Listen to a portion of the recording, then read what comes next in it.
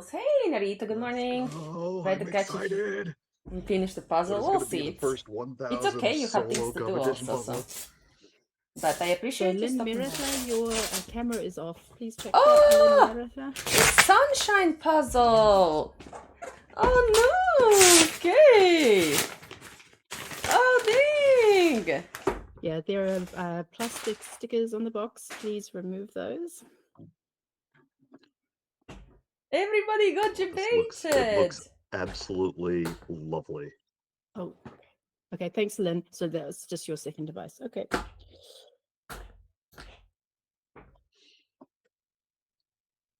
There were only 2 stickers.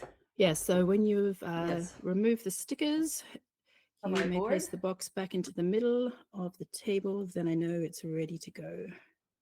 Oh wow! I think we just What's can the flip, what's the take out name the of this red. puzzle, Michelle? This one. It's called The- Cabana de Playa, and it's from Sunshine Puzzles. It's a German brand. Oh, everybody's so surprised. Oh, dang.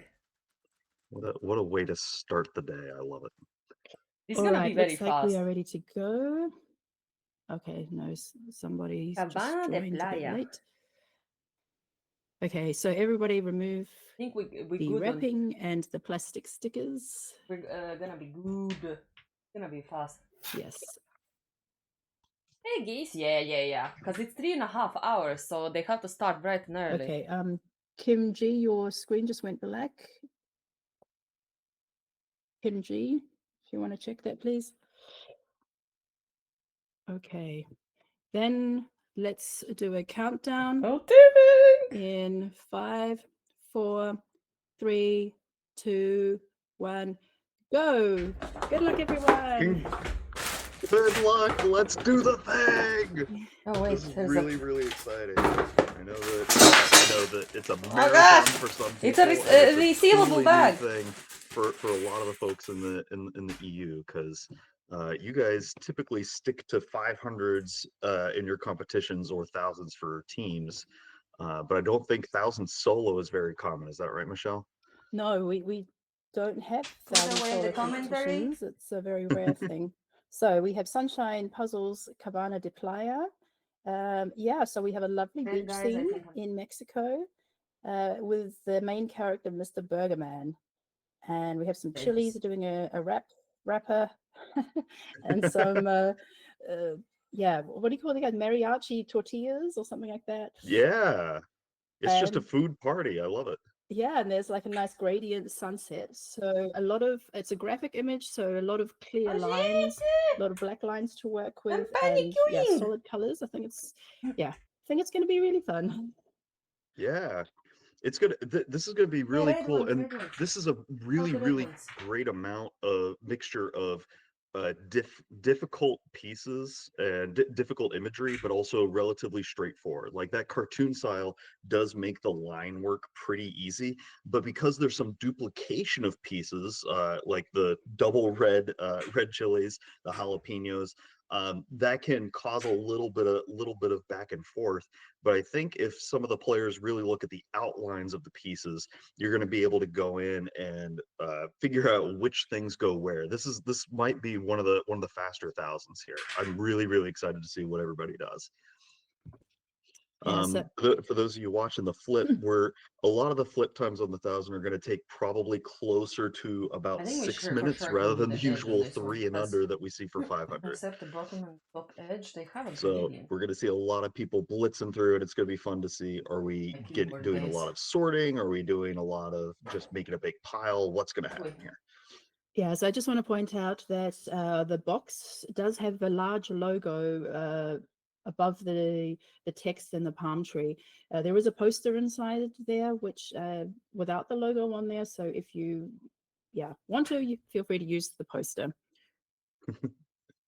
All right, so on screen we have Nana from Denmark, Natasha, and that might be a new. Oh, that's Natasha from Japan, who also looks after the Japan Jigsaw Instagram account. Oh, lovely. And we have Nicole from Bulgaria. Nora from Finland, Go Patrick from flipping Switzerland, and faster. Quinta from the Netherlands. Oh, lovely. You can see Nana doing a little bit of an extensive sort early on. And I think with these kind of cartoon puzzles, that may be a good way to go. We'll see if it pays off on the back end. A lot of times with the thousands, the more you touch the pieces, the more it adds up your net time in the long run. So it's really a game of efficiency. Natasha seems to be using a couple of different sorting boards there as she's going through. Also, there's been some really cool announcements from the Japanese Puzzle Association, where I think they're coming up with a new comp. Is that right, Michelle? Yeah, they had the first competition in Japan, Jeez, so I'm the doing national it too competition close in to the Japan edge. a couple of months ago, which was pretty exciting. But I know that there were also quite a few Japanese living in France, because I don't think we sent a puzzle to Japan, but we have had some Japanese participants from France. Yeah, Totally so cool. no, it's really nice and colorful seeing that spread of pieces. And oh yeah, seeing how Nana is making these little colorful piles. Yeah, so yeah, red hot chilies definitely stand out. The gradient sunset. So, and there's also the green palm trees and the green chilies. So we might see those different things being pulled out.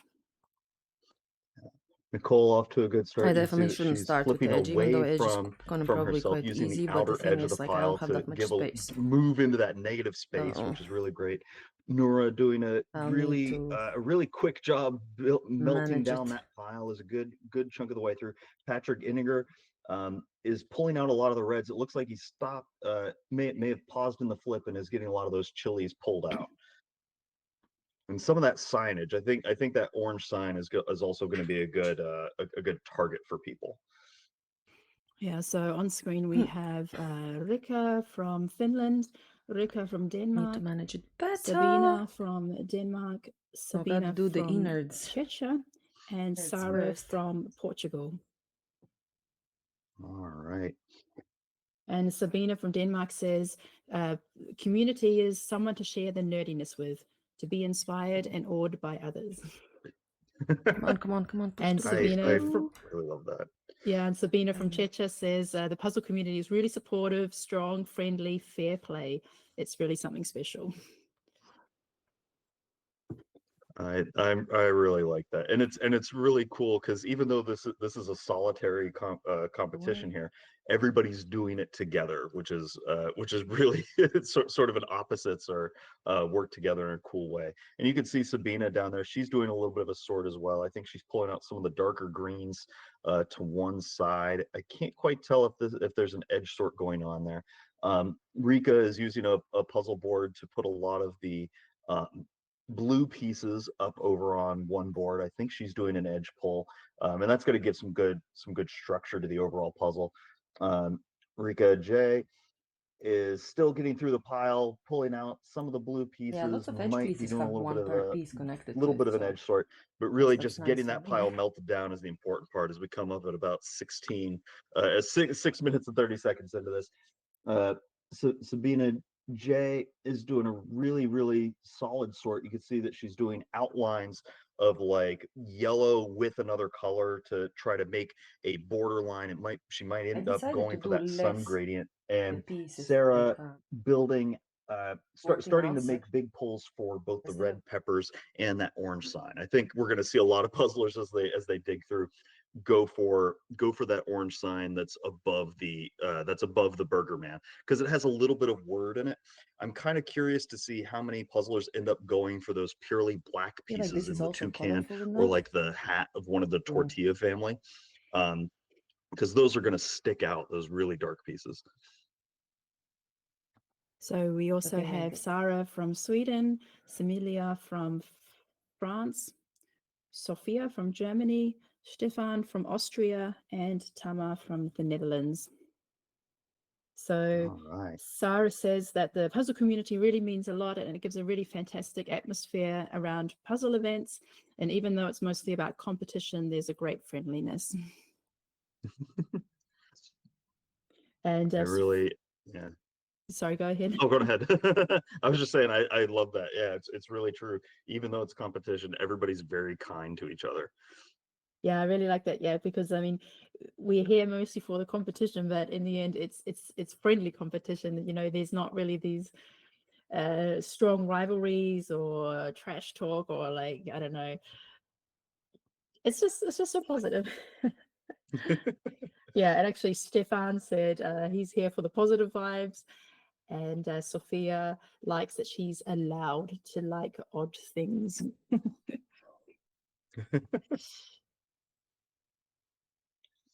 Allowed to like odd things. Now I wonder what's going to happen with the even things, but we'll get to that when we get to Sarah Kay doing that rainbow style of getting the flip, putting some pieces above and towards the right. I think she's doing a bit of an edge pull and is then going to go in and build out that border. We could see Samalina.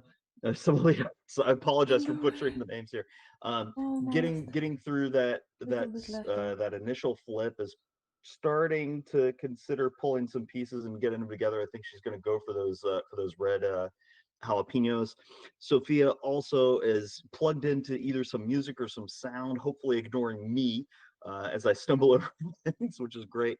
But you can see she's pulling out, sort of using the center of the pile to flip into either that rainbow section of the major pile, or pulling the sides, the edges down over to her left, which is going to be a real interesting tactic to see.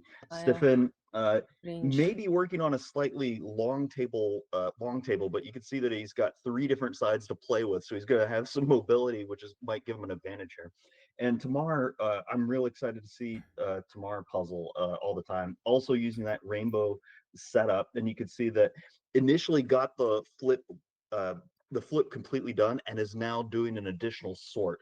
And it looks like making room for both the chili peppers and some of the blue, and I think already has the edge pull. This is going to be, there's going to be a lot of early tactics here that give advantages down the line for some puzzlers. And I think some people are gonna have an interesting time. Those peppers are either going to be real easy or be a little tricky just because those colors are split. So I'm curious to see how players are going to do with that. So joining us now, we have Taya from Finland, Teresa from Czechia, Tobias from Sweden, Valerie from Germany, and Valentina from Belgium. And Tobias is already building the border. Got some nice, the top left-hand corner going there. Oh yeah, no, Tobias is doing a great job here. He's using a little bit of a pick and place for the border, which you see a lot of times in high level play, where it doesn't need to be perfect. It just needs to be close enough as you blitz through it. For those of you playing at home, a 1,000-piece puzzle typically has 126 edge pieces. So if you end up getting your flip done in about 6 minutes, and then you're able to do a full border in another 6 to 8 minutes, something like that, you're on a really strong pace and ahead of a lot of times that people take to do 100-piece puzzles, just as like standard mini blitzes. And I think usually the 1,000 ones are harder because those pieces are further away, so that extra little bit of travel adds up over every piece. It looks like Teja is also doing a pretty big sort. I think some folks that are doing a lot of the reds and oranges, those extra touches may end up costing them a little bit of time in the long run, but it's a good starting point. Also has the edges pulled out, so I'm curious what she's going to work on. I think she has a little bit of one of those signs built out. Yes, one of the signs is totally built there, which is great. Valerie's starting to work on the edges, getting that blue sky in. There's going to be a little bit of brute force at the top, but there's a significant gradient that players are going to be able to work with in order to get those in. And Valentina doing a big old sort. I think there's a couple of edge pieces that she's going through there, or that he's going through there. And has a few other groupings as well. So is going to try to get one of those chunks down, and then has a few extra targets to jump onto immediately afterwards. But right now, Tobias has about 3/4 of that edge put in with a couple of little gaps. Yeah, so something so when I started, I pulled out the red chilies because I always like the reds and the oranges, and I eat chili with almost every meal. Um, so I'm attracted to red chilies. I have to say I found them a little bit harder than I expected because they're bigger than the poster or the cover of the box, and it was kind of and the bottom halves are very similar. So I did find it a bit tricky placing, like just imagining how long and wide they were. Yeah, but I really enjoyed the image. I thought it was really fun. I also, yeah, they also so we're actually going to chat with Ellen later. Ellen Schiller from Sunshine Puzzles is joining us today as our guest, and she'll be telling us all the backstory of Mr. Burgerman and what he's doing in Mexico at the beach, and what it's like to start a puzzle business, to design her own puzzles. So if you have any questions, feel free to pop them in the chat, and we'll speak to her later. Yeah, so I just wanted to mention in answer to the question. So Valentina says, the first word that comes to mind when I think of the community is fair play. It's full of people who enjoy the same thing and want to share and spread that joy, and just to get to enjoy it as much as possible. And I think fair play is a really important word. That's the second time somebody mentioned that, because there is a lot of trust involved, and there's these online competitions with the whole mystery puzzles and all that. And sometimes people say, yeah, but people could just open it, or people could just like do the puzzle beforehand or whatever. And it's just like, I don't know. I don't think people do that. I think people really want to value that first attempt, their like, I don't think cheating is really a part of this competition, because in the end you just cheat yourself, and it would look a bit strange if you ended up getting, like, I don't know, 37 minutes in competitions, so in an online competition, and then taking 90 minutes in a real life competition. So I think in general the puzzle community are very honest, and and fair play is a good word for that. Yeah. No, and every so often people get lucky and they've seen the puzzle before, they've done it before, especially some of the top puzzlers that are doing, hundreds of puzzles, in a couple of months. Like they're gonna see a lot of things before, or even just have familiarity with the image, and that's gonna be a thing that happens from time to time if it's not a previously published one. But just the fact that the amount of trust for people to go, okay, whatever comes out of this box, I'm just going to do, and it's going to be a blast, is really, really cool. And as you shift things around here a little bit, you can see Tobias has a lot of that outer edge and did a big pull to get some of those red chilies together. I think there might also be some of that orange sign, which is going to be a pretty good target for folks, because there's some wording in there to build out of as well. Yeah, so we have Veronica from Slovakia, Vicky from Hungary. Vicky, your screen is frozen. Vicky, we also have Ronnie from Switzerland. You can see the nice sun shining through, looking lovely there. We have Vies from the Netherlands and Victor from Poland. Now, we should keep an eye on Veronica. She has been doing really well recently. She's been in the top 10 consistently. She's a sister of Lenka, and really, really, strong performances lately. So, oh, she's already done the cruise ship. Yeah, there's like a ship in the background, white with some blue, yellow, and red stripes. So that's also an interesting one to pull out. That's also a good one to pull, because there's very little white on the image. Yeah, good start. Yeah, and that was going to be the thing I was curious about, is who's going to do the smallest, most targeted parts of this puzzle early, because there's less extra touches, right? If it's about a half a second every time you pick up a piece, well, if you multiply that over 1,000, that adds up really, really quick. So the smaller you can make your pulls and your targets, the speedier you're going to be going. Vicky is also doing really well here. You can see she has several small islands built out, has a few of the signs already built away, and I think border lines between like grass, either some of the grass and the burger lines. and has the outlines of those chilies going as well. She's doing very, very well here. I don't think she sorted the edges either, so it's going to be fun to see what her next major target is going to be. Veroni, also doing a good job. It looks like she may have started a little bit on the Nacho family and is also working on those orange words. Wiles has that orange sign almost completely built and is going into Nacho Land, which is really cool. I'm the Nacho World, and Victor in the lower right. You can see that he did a big sort right out of the gate. Has a lot of the reds and oranges locked in, some of the deeper blues, and he is also building that ship the same way that Veronica has. He's just done a major sort up front. So it's going to be interesting to see how he operates from here. You can also see that he has two different sorting boards. Um, I think on thousands, having those sorting trays can help you with major carrying from one side to the other if there's major regions. But sometimes those puzzle boards can get in the way a little bit. On the thousands, I think they help more often than not. What do you think, chat? Make sure to put some info in here. It's gonna be a crazy morning. We have some guesses coming in for how much time it's going to take to get this puzzle where our first couple of finishes are. We have an hour 30, an hour 57. Um, some Fruzy is guessing an hour 10 for the first finisher.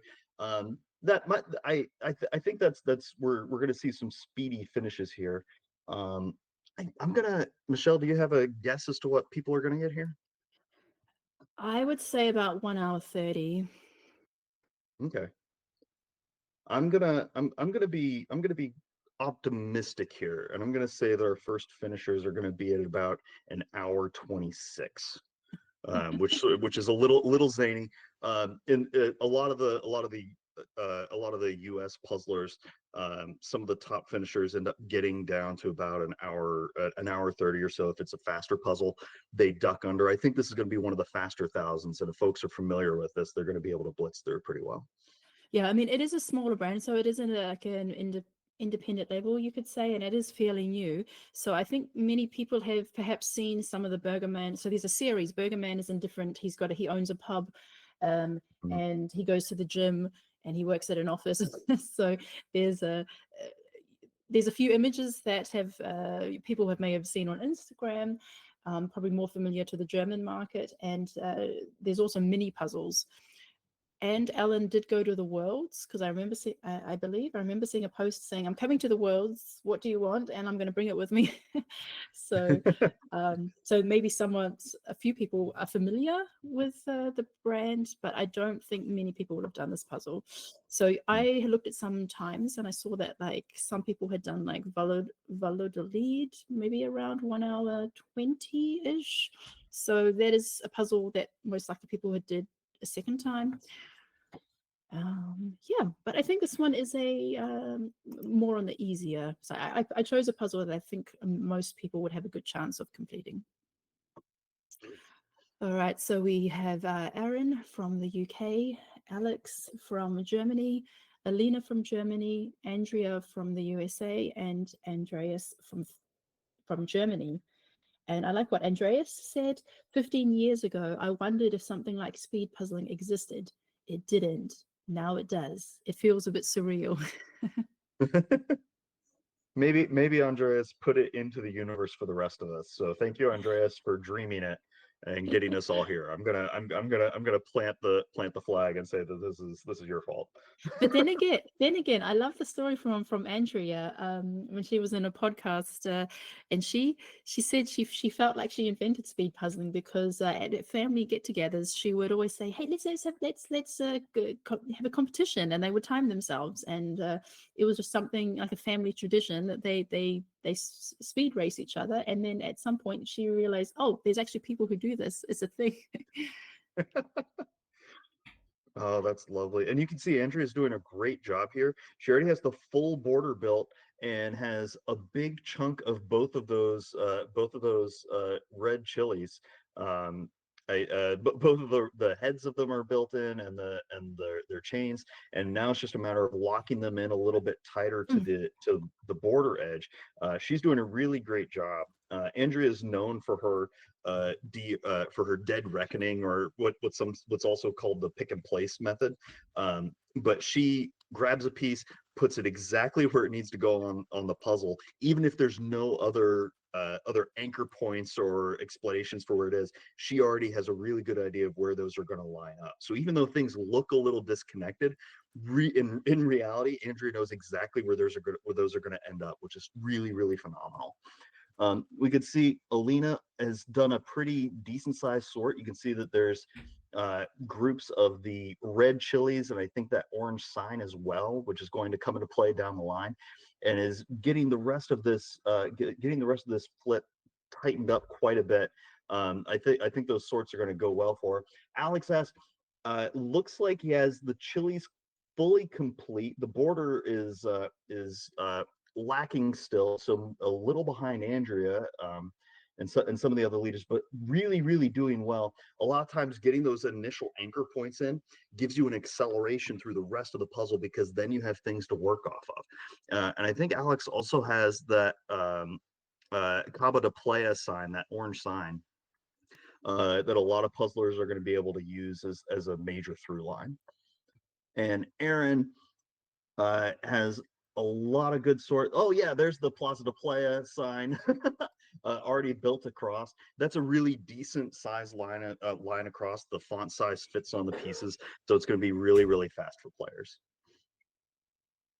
Yeah, and Alex and Alina said, yeah, they really love connecting with people. Yeah, lots of friendly people, and just having others to chat with about puzzles. Okay, so next one. So, and Andrea said it's she really met some wonderful friends, finding the most supportive and kind group of friends who understand my crazy passion. That's lovely. All right, so we also have on screen Anna from, I'm going to leave Andrea on there for a while. I really like seeing those chilies come together. Then we have Anna from Cyprus, Anna from Germany, Anami from Switzerland, Ian from the Netherlands, and Astrid from Denmark.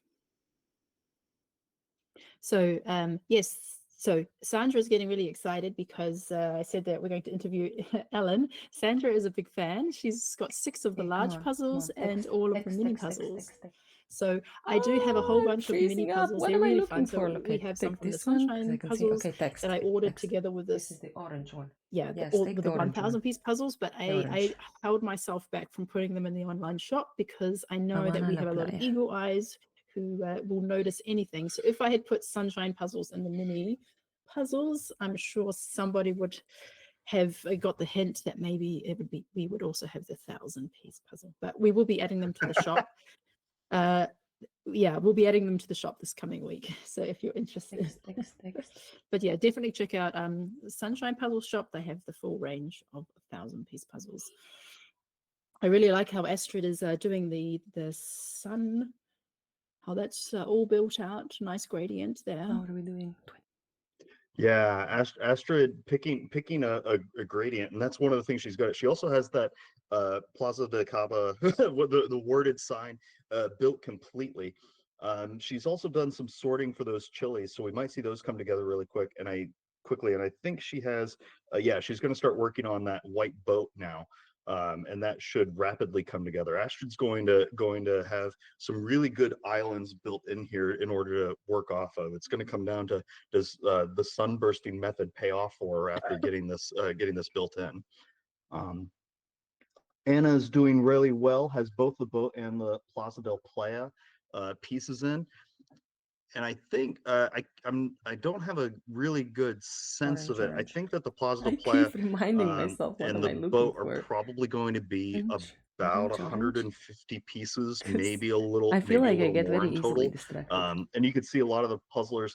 They also branch into that sunset, that lower part of the sunset grading as well, real easily, because those oranges bleed together a little bit. So if you get one, you're going to have both pretty easily, and Anna's off to a good start there. And also has the two big signs, the orange one and the yellow one, locked in together and is going across. You can see she's also lining up sort of the borderline between oranges and greens. I think that is, or some orange and blues, and is going to try to get outlines of things built in pretty rapidly. Anime, you can see that she's quarantined or set aside a lot of the Nacho family up in one corner, and is going to try to grab those together. Also, very early toucan sighting. We have a bird sighting. I'm excited to see birds every so often, so we have our first bird sighting on screen. Pretty jazzed about that. I think Enemy also has both of those chilies completely built. It's a little difficult to see in that lower side, but at least one of them's totally built, and I think the burger hat of Burger Man is also locked in here. I'm curious to see how the way that she set up her table, a lot of the pieces that she's going, the main pile that she's using is right in the middle of the build area, so there might be a little difficulty shifting things around in order to get them to fit in down the line, but she's off to a really good clip here, and is in the mix for being in the leaders. Yeah, Anime often builds things separate from each other. So she often has these islands, and often not in the location where they are on the puzzle. But then we kind of catch up with her later, and then they're all like, all these sections are connected. So yeah, she's again doing all the big sections. And but yeah, it is, for me, I feel a bit worried with all the chaos pieces in the middle, but I'm sure she'll work it out. Yeah, and it's a really great tactic, especially if the puzzle has some discrete islands that you can build rapidly, because then you don't have to worry about, did I place this piece exactly where it goes or just kind of close enough? And if you can get those major chunks built in and then do a big sweep to get sort of the fluff out of the way and then lock them in, you're going to be able to keep cruising right away. And speaking of cruising, Astrid just got that boat almost complete as we were chatting. And Arjun, doing a great job, has that top border built out, and also the big orange Plaza de Playa, the Cava sign. Cabana de Playa. Cabana de Playa. I am so sorry. It's a tongue twister this early in the morning. But has that built in, and I think the we might see a little bit of a slog whenever the players come out of these first major kind of easier islands and into some of the more gradient shenanigans or some of that ground splotchies in the sand. But they're off to a really good clip here as we come in on the 30 minute and 30-second mark. So we also have Ajalyn from Argentina, Bibi from Denmark, Cameron from Canada, Catriona from Ireland, and Chiara from Italy. All right. Yeah, Aylin doing that island building, and with those pieces all pretty close together, she's going to be able to save time on her movements overall because the pieces are right nearby. She's not going to have to reach real far. And there's always a game of trade-offs in speed puzzling, right? If I have my pieces close together, it might make it a little more difficult to see. If they're spread out, I can see them easier, but it's going to be a little harder to get to. So there's always these trade-offs going on every time you make a move, which is really interesting. Bibi has the boat built out and the big sign, so doing pretty solidly here. And Cameron has the boat built out and almost the whole top border. I think there's maybe one or two pieces preventing that edge from being fully locked in. And the yellow sign, I think that they're starting to go in on the orange. Catriona, I apologize for butchering the name. Catriona, thank you. My eyes aren't what they used to be. But she's doing a great job. You can see that there are four different sorting trays that are being used. So that way, hopefully that'll give them a boost in the second half here. There's not a ton of things totally built out yet, but we're only 30 minutes in, and if you take that time to really understand the pieces on the later half, you're going to be able to push through. Looking over at Chiara, you can see that she's got both of those chilies built in and is almost fully locked into the boat. I think we actually have a through line from the top of the chilies into that boat. Yeah, the flamingos are connecting the chilies to the boat. Yes. Another bird sighting. The birds are coming into play now after after the 30-minute mark. More birds. And you can see Kiara hasn't done a major sort. And you now with that little bit of adjustment, you can see that has also that entire big orange sign and that lower sunset. She has a lot of those islands in the middle already attached, which is really, really lovely. Kiara usually doesn't do a full border build whenever she's puzzling. A lot of times it's make the big islands and then fill in from there. And you can see that she's doing the exact same thing with this 1,000-piece puzzle as she does with the 500. It's really, really cool stuff. Yeah, so I just wanted to mention Camrith answered that it's such a welcoming group of so the puzzle community is a welcoming group of like-minded puzzlers with equal amounts of competition and puzzling for enjoyment. They are highly supportive of all levels of puzzle enthusiasts, and he's happy to have rediscovered the joy of puzzling thanks to the community. So I really like the line, highly supportive of all levels of puzzle enthusiasts. Maybe it's like not the best. Yeah, that's really lovely, and I'm glad that puzzling has come back for you, which is really great. Richard in the chat is pointing out that Astrid's puzzle looks satisfying because everything is so neat and tidy. Yeah, everybody has a different style of puzzling, and Astrid right now is pretty organized. Done. So we have Cornelia from Austria, Elena from Latvia, Elisa from Denmark, Elodie from France, and Amelia from Finland. Already seeing some trays being used. Elena has her trays set up so that she can sort the colors, and Cornelia has pulling out her tray. Yeah, I think there's a couple of trays double stacked there for Cornelia. Yeah. She has one right on top of the other. So she can bring what she needs closer to the puzzling assembly area, and then whatever she doesn't need, just place it back without having to shift the pieces around on the table. So it's also handy. Mm-hmm. No, really, really great. You can see Cornelia has almost that whole middle line built through from the left-hand side of that orange sign through the sunset. We have another toucan bird sighting. I'm excited. Connected all the way into the boat. So that whole line is built straight across. Congrats, Cornelia. You're off to a great clip. Alina, also another toucan sighting. Let's go for toucans. We have two different signs being built. That boat is squared away. I think there's a couple flamingos. We are in birdland, folks. Alina also is using multiple puzzle trays that are shaped like puzzles. I love how the puzzle community is always theming the puzzles. There are puzzles and puzzles all the time, which is great.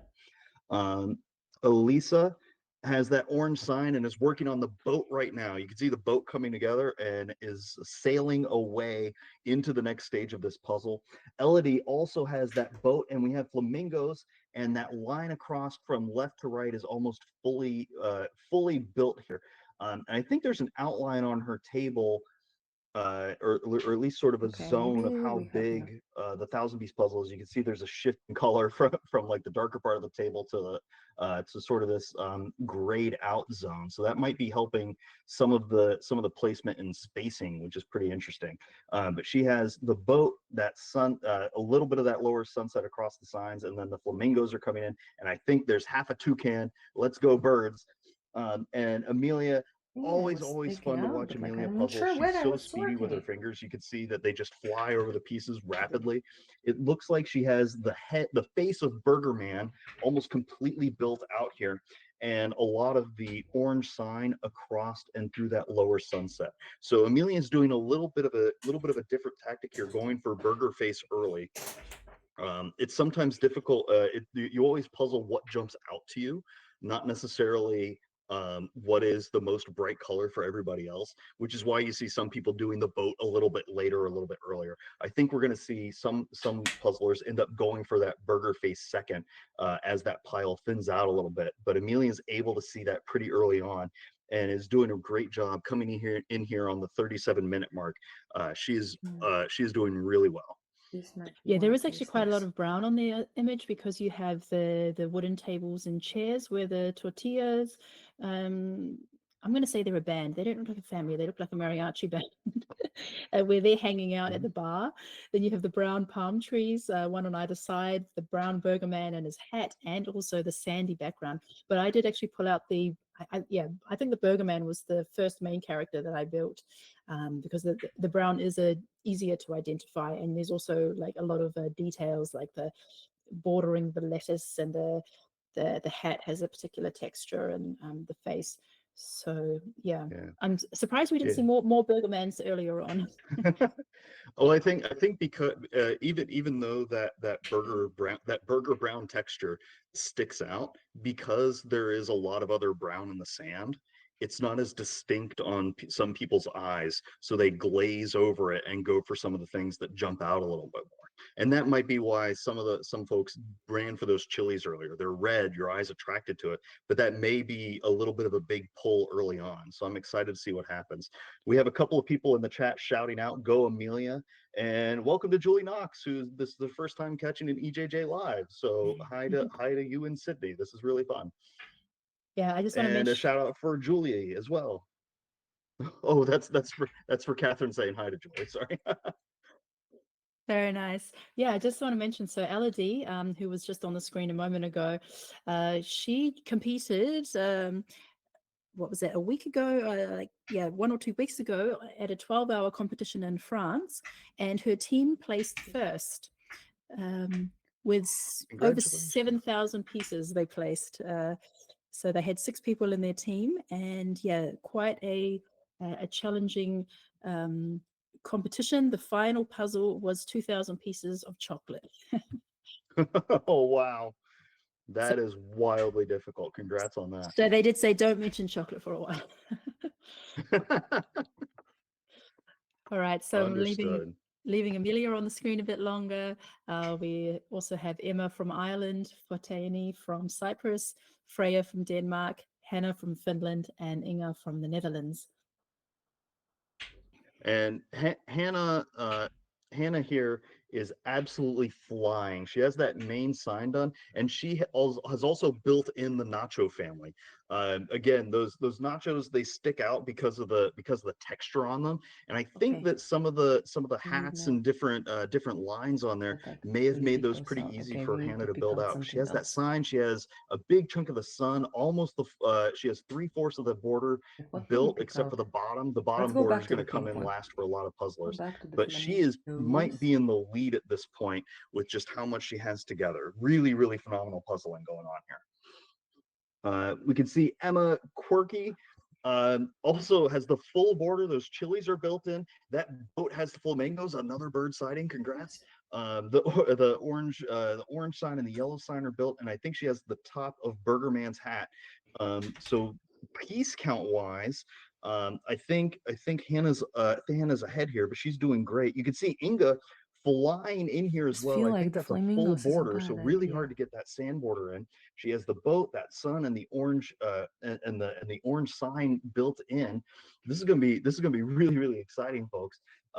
Fotini has the boat flamingos building down into the top of the chili heads, has that orange sign squared away. You can see that as puzzlers keep moving forward, the shift in where their piles are and how things look real busy and mixed up starts to thin out over time. Freya initially had a big chunk of pieces all mixed in closer to the middle. Now has the side borders built out, has the lower part of that sunset and the sign, and that line across to the boat as well into the flamingos. Really, really phenomenal stuff. Yeah, you can see Hannah using both hands at the same time to try to get pieces in. She's using her left hand kind of like to toss a piece to her right to put it in exactly where she wants it to go. But Hannah is flying on this puzzle right now. Yes, I'm going to We're leave gonna have a lot of people to watch. Gonna leave Hannah up there a bit longer. Then we have Inka K from Finland, Eva from Czechia, Jana from Czechia. No, sorry, Jana R is from Latvia. Then we have Jana from Czechia and Jana from Germany. So we have four Janas participating today. I really like Sorry. Oh, go ahead. Go ahead. Oh, I just really like what Eva says. Eva Roskiskova. She says, "I think the puzzle community in Checha is great. Our girls are world champions." And I have a best friend, Aliska. We are puzzling together in pair competitions at the Worlds, EJJ, and Checha competitions, and now we prepare mystery puzzles for each other. We love EJJ and your surprises. And she's very excited to try the solo competition with 1,000 pieces, and she's hoping for a colorful and cute puzzle. So I hope this meets your expectations, Eva. Very, very well done. That's great. It's always good to have a buddy that can bag a puzzle for you, so that way you can get comfortable with not knowing what's coming down the pipeline. That's always one of the most difficult things to prep for when you're in your puzzling practice. And I'm glad you got a buddy that'll do that for you. Inca has the almost a full sunset. Toucan is locked in that line across from sign to boat, left to right, and is building out the top of Burger Man's sombrero hat here. Really, really good clip for Inca. Eva also has those chilies built out on the lower right, the boat and the flamingo to boat, and is now getting that orange sign built through. You can see that she has all of her pieces right in the middle, so she has easy access, and can sort of pull from that central pile to where they want to go. Hopefully, she's going to be able to push through and not get hung up in the box too badly. But she's got a really, really strong clip. We could see Yana has both the chilies built and locked in the top of Burger Man's head and is going for the sign as well. And Yana, we have sort of the GoPro zoom in view. It looks like she has most of that border built in. And I think that orange sign, some of the boat, and is either working on some of the chilies or burger hand. And then Yana F, that line from left to right, a favorite for a lot of the puzzlers here, from sign to sun to boat, also has a lot of the upper part of the sunset. The toucan and the flamingos are locked in. And I think she's going to try to get rid of the rest of these orange pieces while she's down there and start building in on those chilies. Yeah, Really great stuff. And we're only to remind people, we're only about 45 minutes into this, and the fact that so many people are making this much headway is absolutely amazing.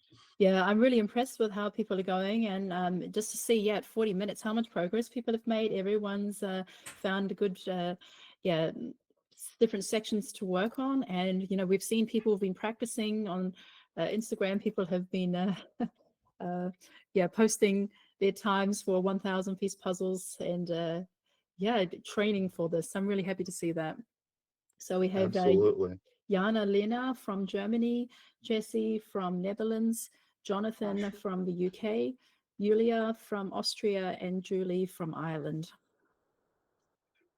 Yeah, and as we come up on about 46 minutes here, that fatigue is going to start setting in, and if you're not used to that like long haul marathon of 1,000-piece puzzle, your body can start hurting a little bit. Somebody in the chat pointed out, Jules pointed out that you need good back stamina, and yeah, you want to be able to protect your back as you're going through, because if you start hurting early, it's gonna take the rest of the puzzle to get to you.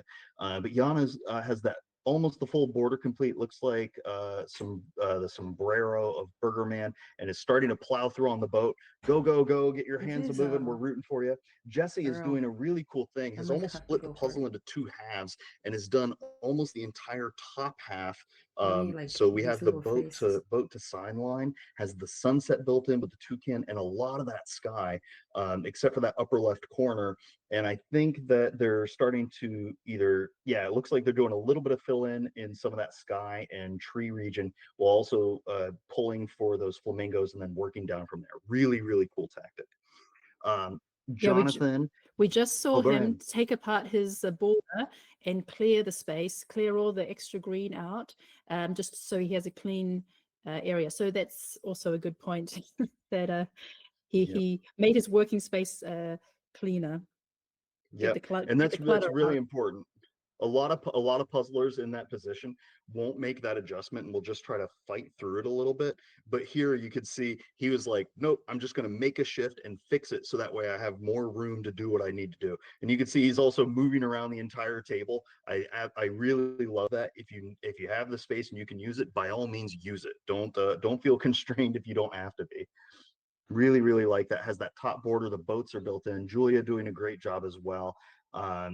Has the sign full border done in boat, and we can see Julia Workman getting that boat built in and the sign. Julia Workman doing some work right now. Absolutely love it. These puzzlers are doing a great job. We're 48 minutes into this, so make sure to cheer on the puzzlers that you enjoy and root for, and and even if you don't know them, give them a little shout out in the chat. Really love to see it. We have some shouts for Quinta as well here.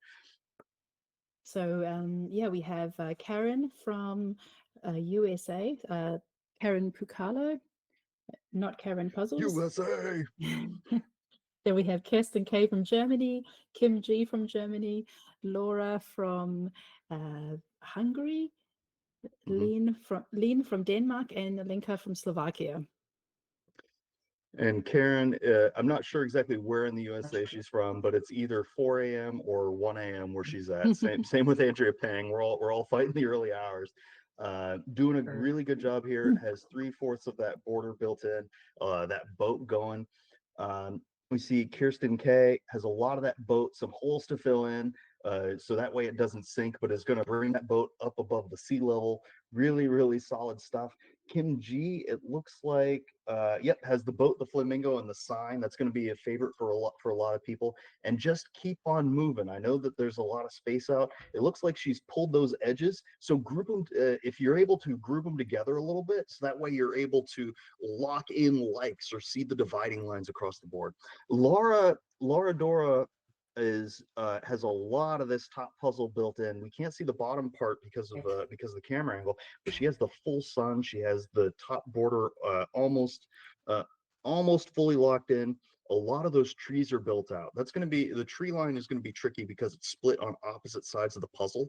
But folks that either get them in early and then split, or use get back and forth really quickly, are going to have a fun time. We have to go for these chips. We can see Len they are the ones that stand out has I think a lot of the right hand corner done. That sunset built in is using a puzzle board to kind of jump off.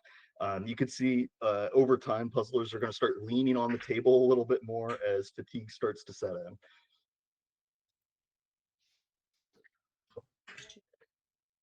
And down here we have Lenka. Lenka doing a fabulous job. We have full border, almost full border. I think there's only 1 or 2 pieces missing on that. We have the sign to boat line, flamingos. We have fully connected jalapenos. Burger Man has made his appearance here in this puzzle. We have Sunset and Toucan. She's doing a really great job here. Lenka is flying right now, and it's really gonna be a game of who can fill in some of those gaps. Yeah, I mean, she's basically done all the main features of the puzzle, and then there's like, like the background of the sky left and a lot of the sand. She hasn't done the tortillas yet, the tortilla chips. But yeah, making amazing progress. Really exciting to see what Lenka's doing. So I've also on screen, we have Linda from the Netherlands, Lynn Merita from Norway, Lisa from Denmark, Lynn from Belgium, and Martia from the Netherlands. All these other pieces. Yeah, somebody in the chat mentioned that Lenka says that she speeds 500s because they're common, but she prefers 1000s. And I think that's pretty common in the EU. A lot of folks start out on the thousands and then kind of wean themselves off into the 500 land. And I tell a lot of the US players, you need to get more thousands in your diet because it's like lifting weights, going from the thousands into the 500s. It makes your life a little bit easier. And Lenka is doing a really solid job here, flying through. Linda has both of those chilies built in and going into the flamingos. has the sign built out and has done some Wait, mini no. sorting. So Oh, is I'm this an excited to see extra how piece? Linda does whenever Look, she this guy gets into doesn't fit Nacho from Family, other sides. because Oh no. she's done the outlines Oh of things no. really really well, and is moving. Lynn has Oh wait, no, this almost is the full border what is complete. It wrong? looks like it just needs to get locked in a little bit, and is doing the outline of that sun It's really like really this. well There done, is getting another that extra boat piece. You going. see? As we come into the 52-minute Oh mark, no. Lisa is I'm not sure also what's got the happening. boats and those chili peppers, I'm not sure and what's is so happening. close to locking in that sunset line to the orange sign. You can see this with some with puzzlers sometimes, where they'll work on a couple of different sections, and it's so close to getting locked in. And whenever you hyper focus on one zone, you don't necessarily see the connections across. But I think she's going to be able to do it. We have the toucan locked in, so hopefully she gets Something is wrong. the rest of that line built in. Lynn doing a great job right across, and there's the big connection for Lisa. I'm so excited for that. I was I was breathing heavy there for a second. Lynn has that top border almost fully complete and is going in on those chilies real hard. And Marta has working from the inside out again, a puzzler that at forewent the border altogether, saving those extra 126 pieces of touching. But Marta has the full sunset, the line from sign to boat, those chilies, the red chilies bottom, and almost has Nacho Family fully complete, This as guy well as is the Burger one with Man. the top. So she is absolutely flying right now, and it's a little difficult to tell who's in the lead unless there's like a Then there is major only one difference. with the But red one. because puzzlers have so many different gaps and strategies here, it's hard to pick a Ah leader no, right now. this one has. Yeah, so we have Madara from Latvia, Magdalena. I can't see where Magdalena is from. Maybe she forgot to register. Then we have Maria TB from Sweden, and Mariam from the Netherlands, and Marie from Norway. So we did start with N, and we're up to the M's. We have a few more people to go to introduce, and then we'll bring in Ellen to tell us about Sunshine Puzzles. Yes, go ahead, Jim. Oh no, it's fun. We had a couple of shout outs for Quinta in the chat. Yeah, by all means, shout out who you're rooting for. Fruzy pointed out that had never bought puzzles with less than 1,000 pieces, and it's really fun to see people's puzzle backgrounds. Did you start on thousands? Did you start on 500s? Where did you come from? I think folks that start on thousands have a little bit of an advantage because you have an easier time looking through that pile and figuring out what it is that you want to pull from it. Madara has almost the sign to boat line. It looks like she's doing burger head. We're about to see a big lock. Get it in. Do it. Yes. Yeah, there we go. Congrats.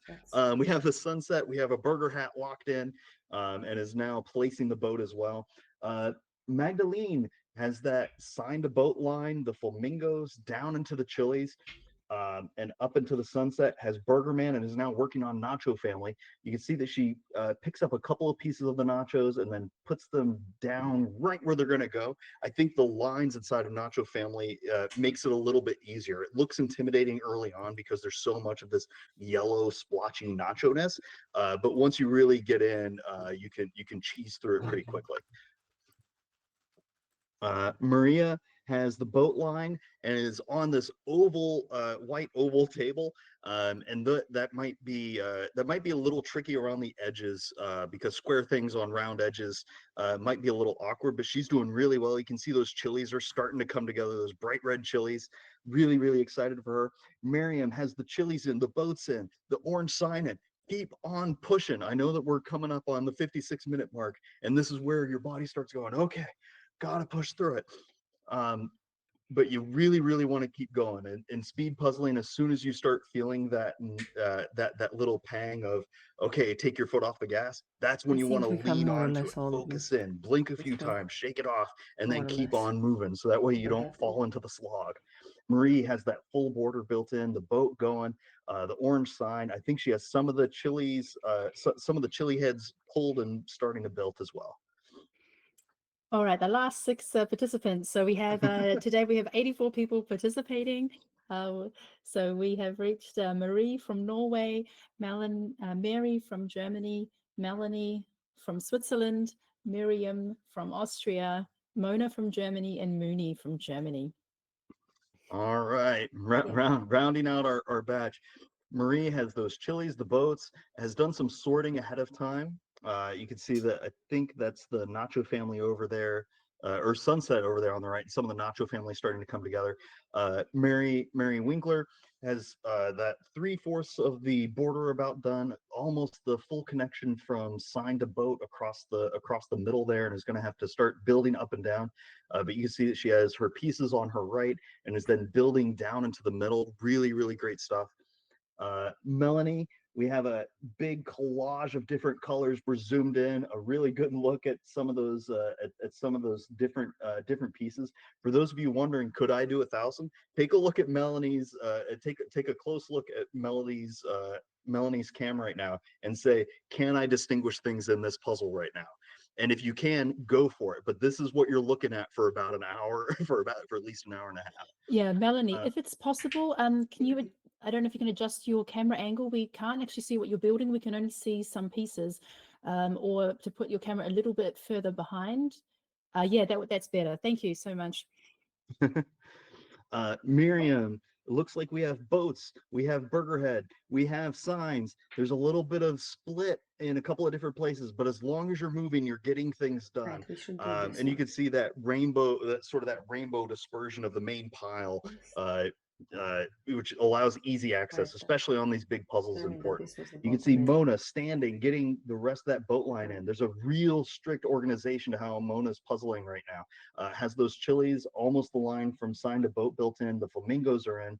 A couple of little gaps on Nacho Land, and Mooney doing a really, really fantastic job. Has almost the full sky. Done. The boats are in. The flamingos are in. Everybody's doing very well here. There's gaps in some of Mooney's puzzle, but she's doing very, very well here as we come in on the 59-minute mark. And reminder, it's hard to stay this focused for this long on anything. So the fact that everybody's going so fast, so hard is absolutely phenomenal. I'm really thrilled for all of you.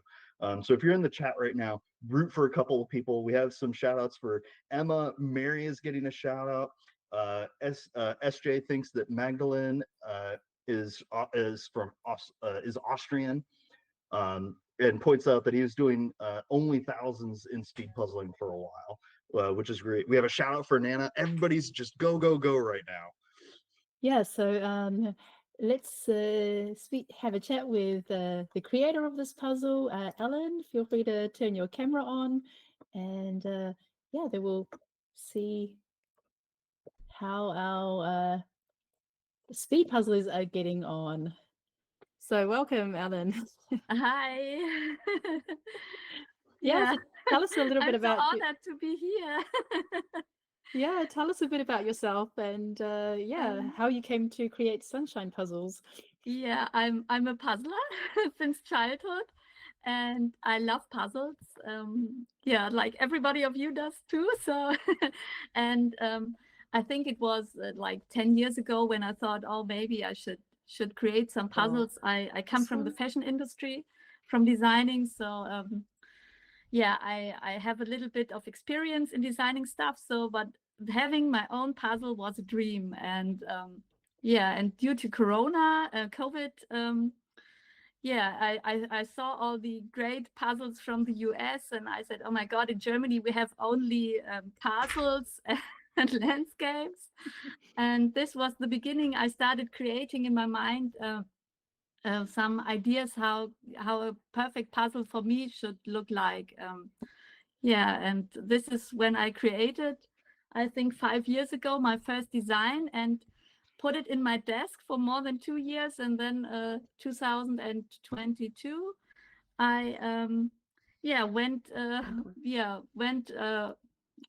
to the audience on Instagram, and showed it, and started in Kickstarter with my first 3 designs. And yeah, that's how Sunshine Puzzles came to life, for the wet ones, with the help of the community and the support of the community. And yeah, I'm really blessed that it could grow. And now Mr. Bergerman is here since last year. And yeah, that's Sunshine Puzzles. So awesome. I didn't know the backstory. I didn't know that this started through a Kickstarter campaign.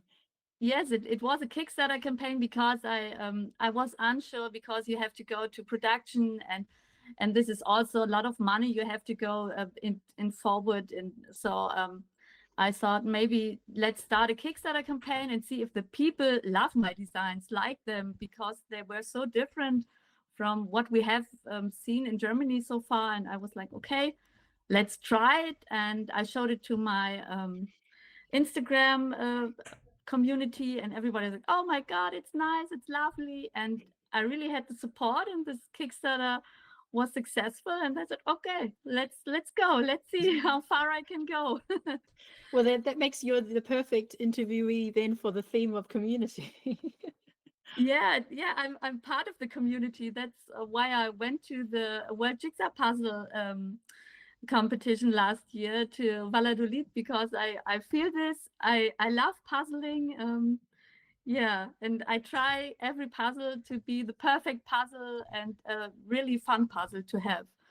So that is my my goal, that everybody enjoys sunshine puzzles and have a good time. And yeah, like me, I want to have a good time when I puzzle. Yeah. Oh, that's so So awesome. yeah, so tell us a little bit about your inspiration for this puzzle. What I mean, I inherently know what makes a Burger Man fun. Like that just makes sense to me. But what made this, what helped you bring this to life? Yeah, Mr. Burgerman came to me in my mind. I think it's November, over 1 year ago, so November 23, and he came to me when I was really depressed, that I had no idea, and I was like, oh my God, I don't have any good ideas for puzzles right now, and it's November, it's dark in Germany. And then Mr. Burgerman, just one evening, he came into my life, and it was like, okay, I love this little burger, and he is having adventures. He started with visiting Candyland, the new shop in his town, then went to the gym, had a good evening at the pub, and then I thought, okay, Mr. Burgerman needs to go on vacation.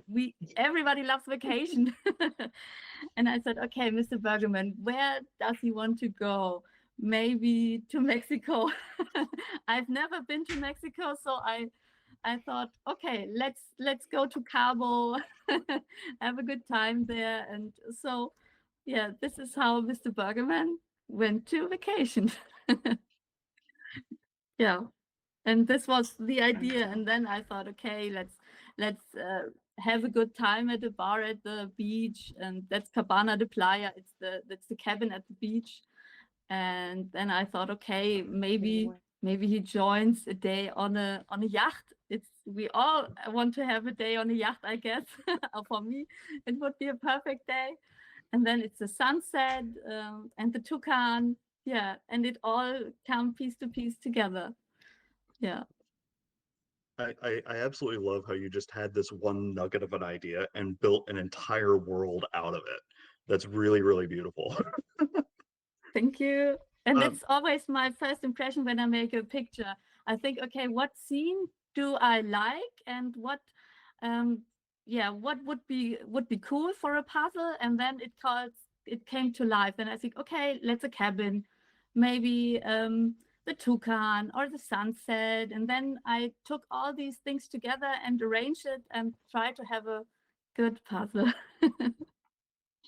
Yeah. it's really lovely. Do you whenever you're making puzzles, it seems like you tend to do fantastical ideas in real locations. Have you like been to this beach before and sort of thought about it that way? No, it's yeah, I think a beach, and what scene I would prefer when I go to holiday. So and what Mr. Bergerman Gotcha. would love. And if you know the office puzzle from Mr. Bergerman, there you can see the first design of this Cabana de Playa. I made a first design and put this as a small picture inside the other puzzle. So there you can see what I had also in mind for the scene, but what I choose for the actual design. So this is also some things I try, some hints in placing in other puzzles. Yeah. It's really great. Now, do you play test your puzzles Yeah. before they go out? Okay. Yes. Yeah. How do you think our puzzlers are getting on here from the bird's eye view of the creator? When I see it, like they are speeding so, it's great. It's just amazing how far they go and how everybody is starting in a different way here. Yeah, it's really, I'm not a speed puzzler. You know, I'm a slow puzzler. For me, it's really relaxing. And when I see this, how 84 people are puzzling in such different ways. Someone is starting with the edges, and some are with the Cabana de Playa sign, and it's so amazing. I'm thrilled. I'm sitting here and watching, and it's makes me speechless. It's so amazing, and I love this design. And yeah, and right now I see Alina with the sunset, and I love it. It's so great. Yeah. It's great. Well, and you have a couple of people. Jules in the chat is saying this is a great puzzle, Ellen. Perfect picture for speed puzzling for those looking for something more straightforward in a 1000-piece. How does that kind of comment make you feel? Yeah, I have no words. I am really, yes, you can see I'm also nervous being here, and it's so much fun, and it's the support of the puzzle community is so great, and it really, it's a strong feeling right now for me to be here and to see this, and I have no words. Well, we're excited to have you, and I think this is a really beautiful puzzle, and you can see people are chugging through it really well.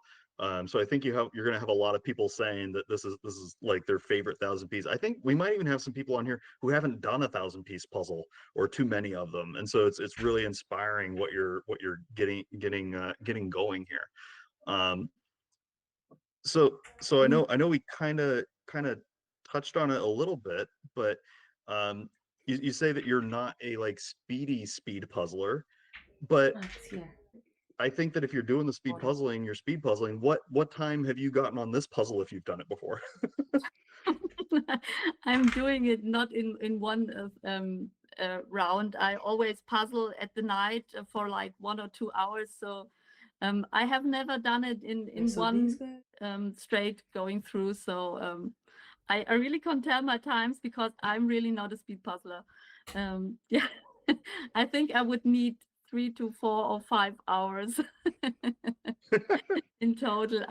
When I see like they are, I mean, how far we are, 1 hour and 10 minutes, or I don't know how, like this, and everybody is almost, some are almost finished. It's crazy for me. Yeah, it's really phenomenal. We're coming up on the hour 10 mark, and we have so many people that are coming in on the close of this 1000-piece puzzle.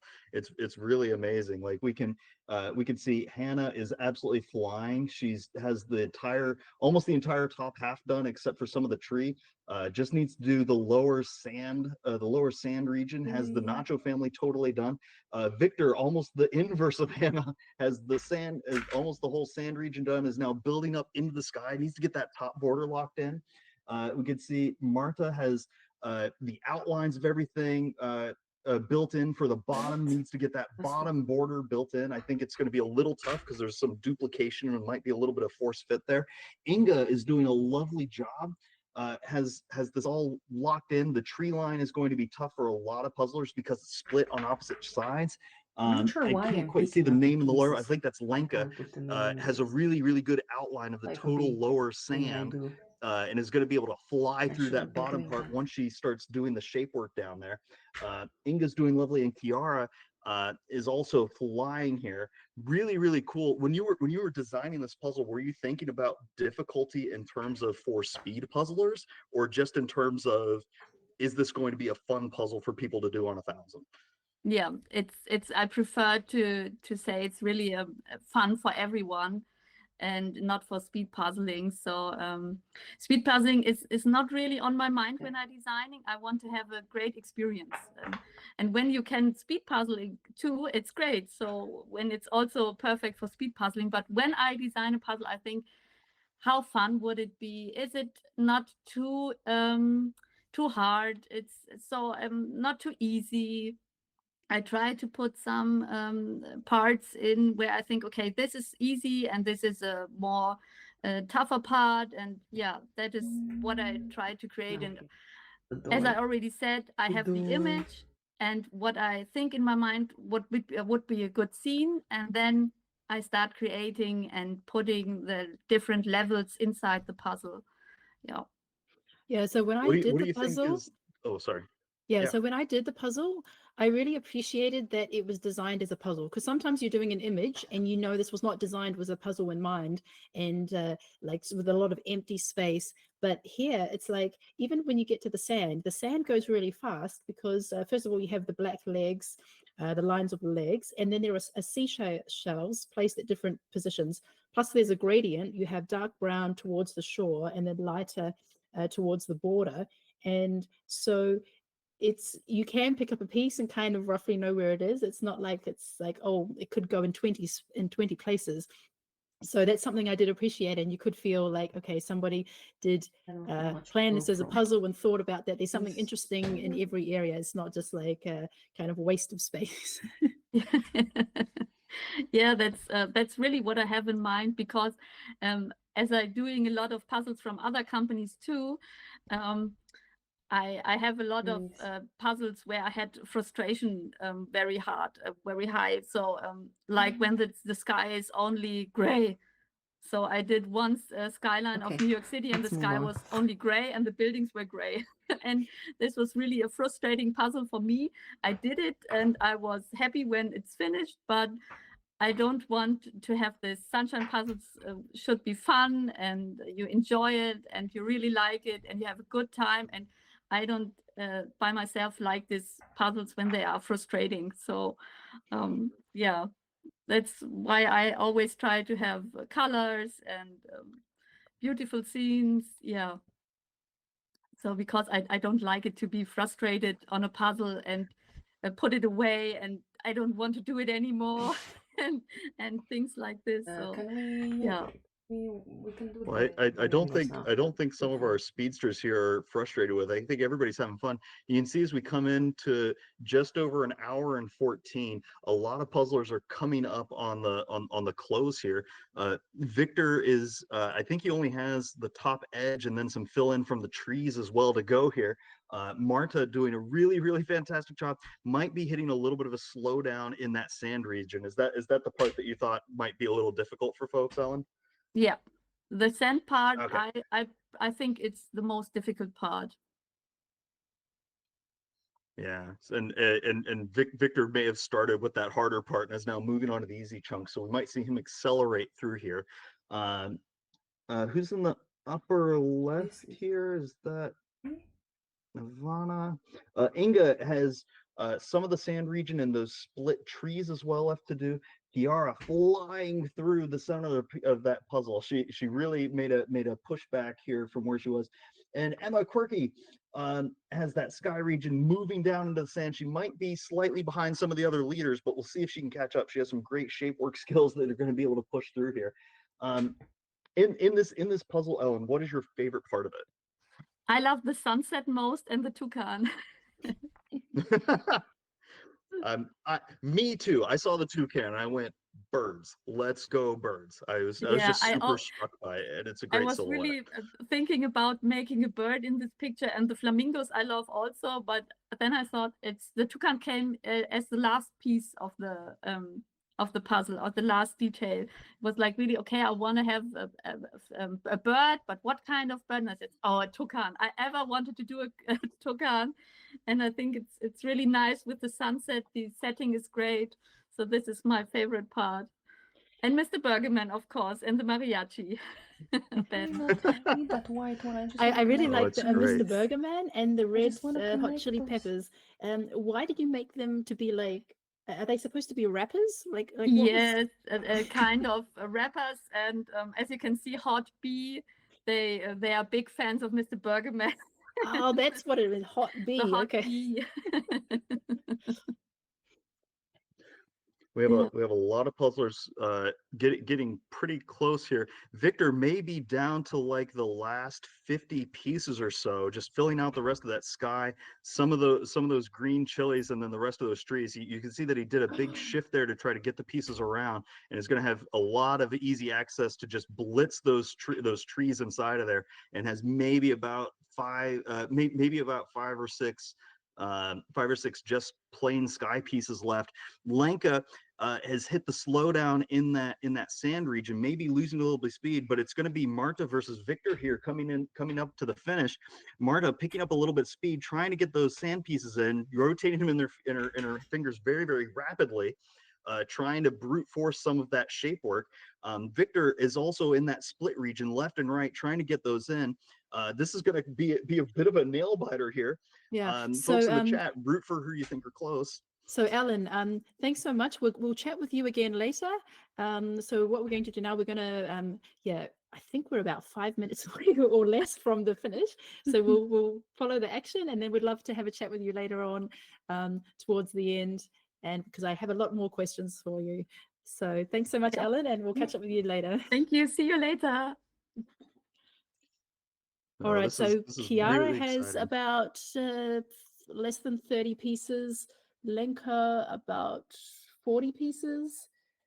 I think Chiara's ahead, and I think Martia. I think it's between Chiara and Martia. Oh wow, yeah, Kiara has only a couple of handfuls of pieces left. Is working on that similar, like, get the last couple of pieces in the bottom down. Marta really getting those sand pieces in. She is flying right now because she only has a couple of those gaps in. She's able to just sink those pieces in, rotate them in. Whatever she picks up is going in right away. She has maybe about 6 pieces left remaining. This is absolutely blazing speed. We're under an hour 20 here, folks. Marta getting those things in. I don't think Kiara's going to be able to catch her. Victor slowing down. Marta accelerating. We are in the last couple of pieces here. You can see her excitement. Her hands are shaking just a little bit, getting those last ones in. Go, go, go, go, go. We're all rooting for you. Does she hit the button? Almost. Only a couple pieces left. There's the done. Martia done. Wow. Congratulations, Marta. 1 hour 19 Absolutely minutes. phenomenal. That is amazing. Under an hour 19. That is absolutely phenomenal for a first-time look on a 1,000-piece puzzle. Ladies and gentlemen, Marta, our EJJ Solo 1000 first place winner. Congratulations. And now we have Chiara coming in hot for our second place finish, I think. I'm not sure any of the other puzzlers are going to be able to catch her at the moment. Fatigue setting in for some folks. Hannah and Victor looking very, very strong here. Victor may have a little bit of an edge. Lenka doing a great job accelerating into the back half here. But Kiara is going to be able to lock in second, I think. Doesn't connect. And there it is. Oh, congratulations to Chiara. Less than a minute behind. Okay, next one. Less than a minute behind. That is absolutely amazing. We could. Oh wow, this is just absolutely phenomenal. I know it doesn't seem like a lot, I don't want folks, to take the green. but doing 12 and a half pieces per minute for over an hour is just a testament to stamina. It's really, really difficult. Congratulations, Chiara. That was an amazing effort. We can see that that Victor and Hannah are coming in hot. Lenka only has maybe about 2 handfuls of pieces left. I think she's going to be able to brute force this a little bit. Whatever she picks up, if she's able to shape work it, she's going to be able to get that in. It's Lenka versus Hannah L here. Hannah L needs to get the rest of that bottom border built. And then she has a little bit of those tree lines. She might be further behind than it looks. But Lenka trying to accelerate here. Victor struggling a little bit with those trees. You can see that he's flipping the pieces back and forth, kind of bringing them back to where they start after rotating them and trying them. And Lenka, whatever she picks up, she's making it go in somewhere. Really, really phenomenal job. Lenka has been fourth so many times, but I think she's coming in on third. Lenka, you're so close. Get on the podium.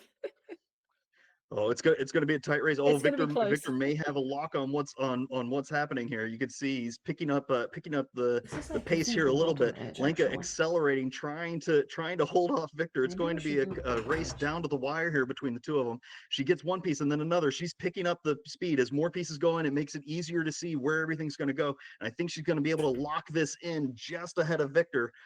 Only got one handful of pieces left. Victor splitting the trees left and right, and she gets it in. Can she get to the finish line? Yay! And Lenka hits it. A third Well place done, finish. Lenka. Congratulations. Congratulations, Lenka. Absolutely phenomenal. I love Lenka's puzzling. It's really, So, really a joy to just see. 2 minutes later, Lenka for third. Well done, Lenka. Absolutely amazing. Oh, sorry. I think Victor's yes, third. Martia first, second Kiara, Lenka third. absolutely amazing. Congratulations. And Victor's down to maybe, I think, about the last 15 pieces or so in those trees. I'm trying to see who else we have coming up in the slots Maybe here. it's time to do this guy. Inga is looking very good. Okay, so this Hannah is going to be hot on This- Victor's heels. But I think Victor's going to be able to lock up the 4th place slot here. This is really, really phenomenal, folks. And we are. I thought I was being optimistic at the 126 line, and way off. These puzzlers are so fast in the EU. It's really, really phenomenal. Ooh. Yeah, Victor getting those trees in. You can see he's leaning on the table. Everybody's starting to feel it after the hour line, trying to get those in. Hannah L, you can see that she slowed down just a little bit, but trying to keep the pace up. It's going to be Inga and Hannah coming in hot for the 5th place slot. Who wants it a little bit more? I'm excited to see what happens. But Victor, maybe about 8 pieces away at this point. Michelle, do we have other people to keep an eye on here? Quinta, I'm gonna bring Andrea back into the fold. Yeah, Andrea's back, and I'm just checking out who might be coming in. Yeah, towards a little bit later. So we also have Elodie and Cornelia on the screen, and we had Victor's 3 pieces away. 2, 1, and he gets it. Congratulations, Victor! Awesome, Victor. 1 hour and 23 minutes.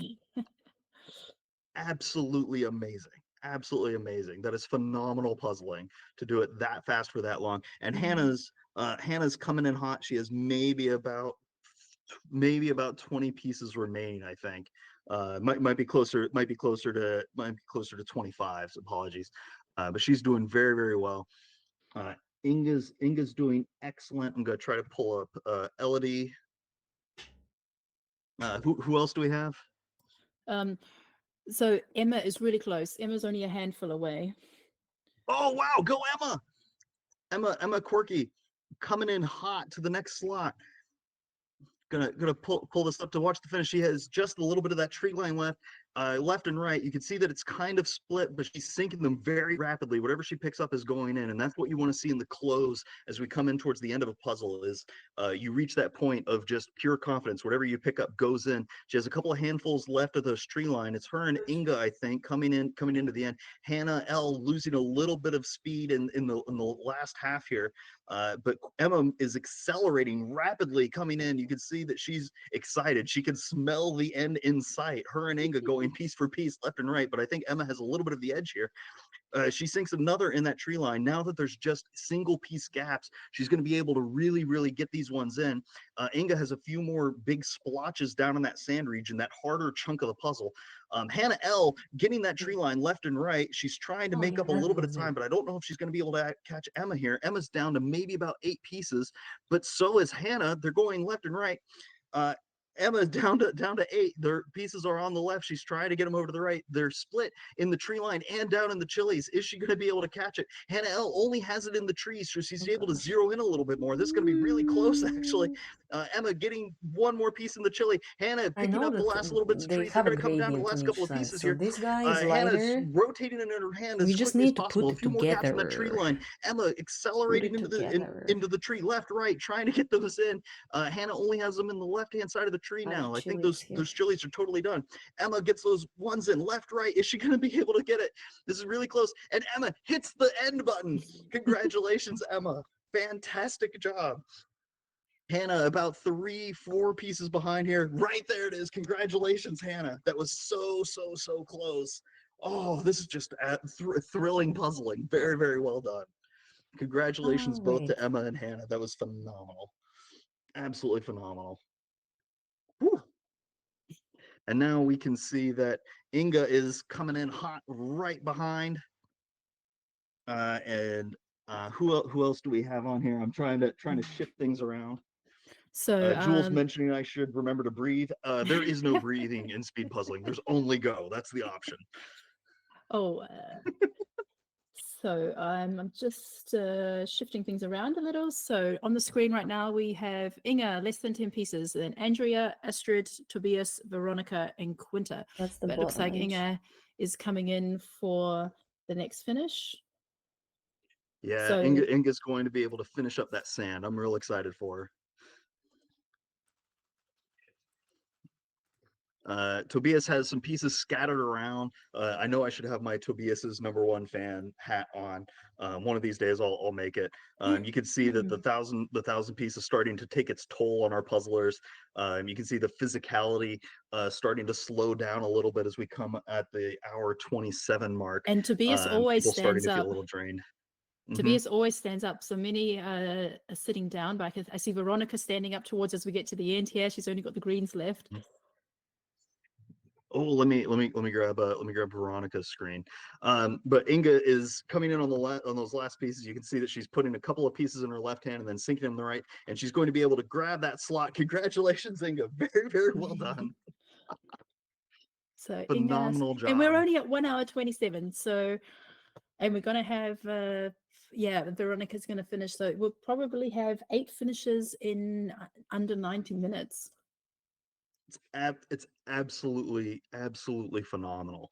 And I know that a lot of people watching right now think, wow, this is amazing. These speedsters are making it look easy. It is by no means a case where an average person can walk in and knock out a 1,000-piece puzzle in under an hour and a half. A lot of these folks have been practicing like crazy, training like mad, doing tons and tons of puzzles, but they are so good they make it look easy. Veronica coming in on the last couple of handfuls of pieces. She's also working on that tree line. I think there's just a couple of big splotches there, but she's going to be able to push and try to lock in the next slot. I think we have our top 7 at this point, Michelle, is that right? Yes, Inga was 7th.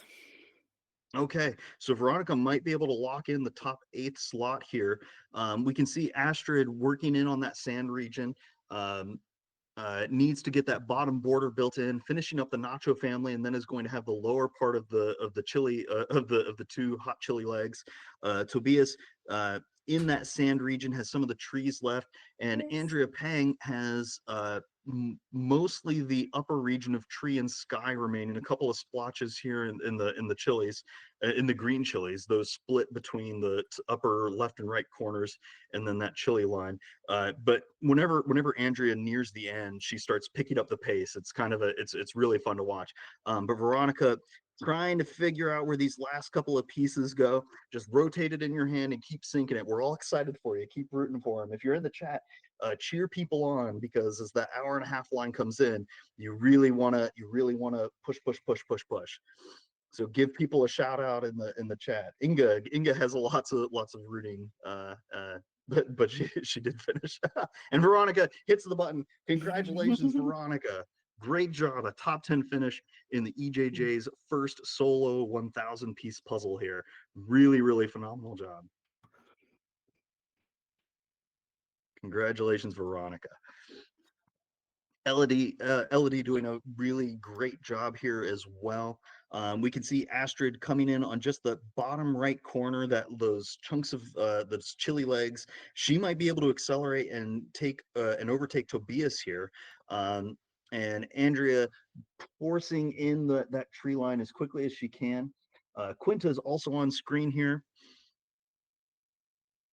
Quinta's also on screen doing a fantastic job getting those tree lines in. She's bouncing around, getting some of the burger in. But this is going to be Tobias, Astrid, and Andrea coming up next, I think, unless somebody's going to slide in here. Ooh, who's in the lower middle there? Anime is getting close. Anime. Ooh. We might have a real fight for the top 10 here. Let me pull this one up. Ooh, there we go. It takes me a second. Anime doing a fantastic job, has maybe about 35 pieces left. So Anime and Astrid are going to go piece for piece here. Anime has a little bit more of singular gaps throughout her puzzle. I think she's going to be able to push through and get that lower part of the burger in the trees. Astrid only has that corner and then some of the bottom edge, that brute force of sort of samey colors. I think Anime might be able to overtake Astrid here. Both of them starting to feel the end closing in and hopefully get a little bit of a speed boost coming up as we cross the hour and 31:30 mark. Astrid starts to get the rest of those chilies in. You can see that she's pushing to get the rest of that color in.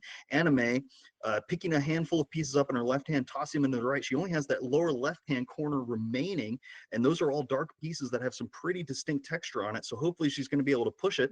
Astrid also picking up the pace. You can see that she's getting that light sand in, and then trying to sink it left and up to the top. It's a little hard to tell if both of these puzzlers are doing image puzzling or table solving, but I think Anime is doing a lot more table solving right now. I think you can see she's being very deliberate in which pieces she picks up and then sinks before she moves on.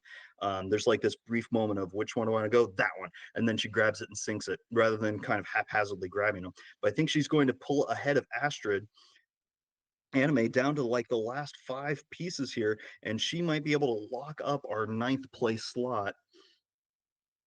Maybe down to 3, 2, 1, and Anime comes into the end, accelerating to the end, and gets another position. Congratulations, Anime. That was absolutely amazing. Really, really cool to see the stamina kick in right at the end and allow you to accelerate in the end. Yeah, Catherine Beck points out that this is an exercise in stamina. Absolutely. A 1,000-piece puzzle, you have to be able to go hard for a very, very long time. It's real easy to get a burst of speed initially, and then that fatigue sets in over time. Folks watching Andrea, keep in mind she started at 1 in the morning, so right now she's puzzling at about 2:30 in the morning. So if you think you're a little disoriented in your time trying to do this puzzle, imagine trying to doing it whenever you're sleep deprived on top of that. So Andrea's doing absolutely amazing here. You can see Astrid trying to get that bottom bit of sand in.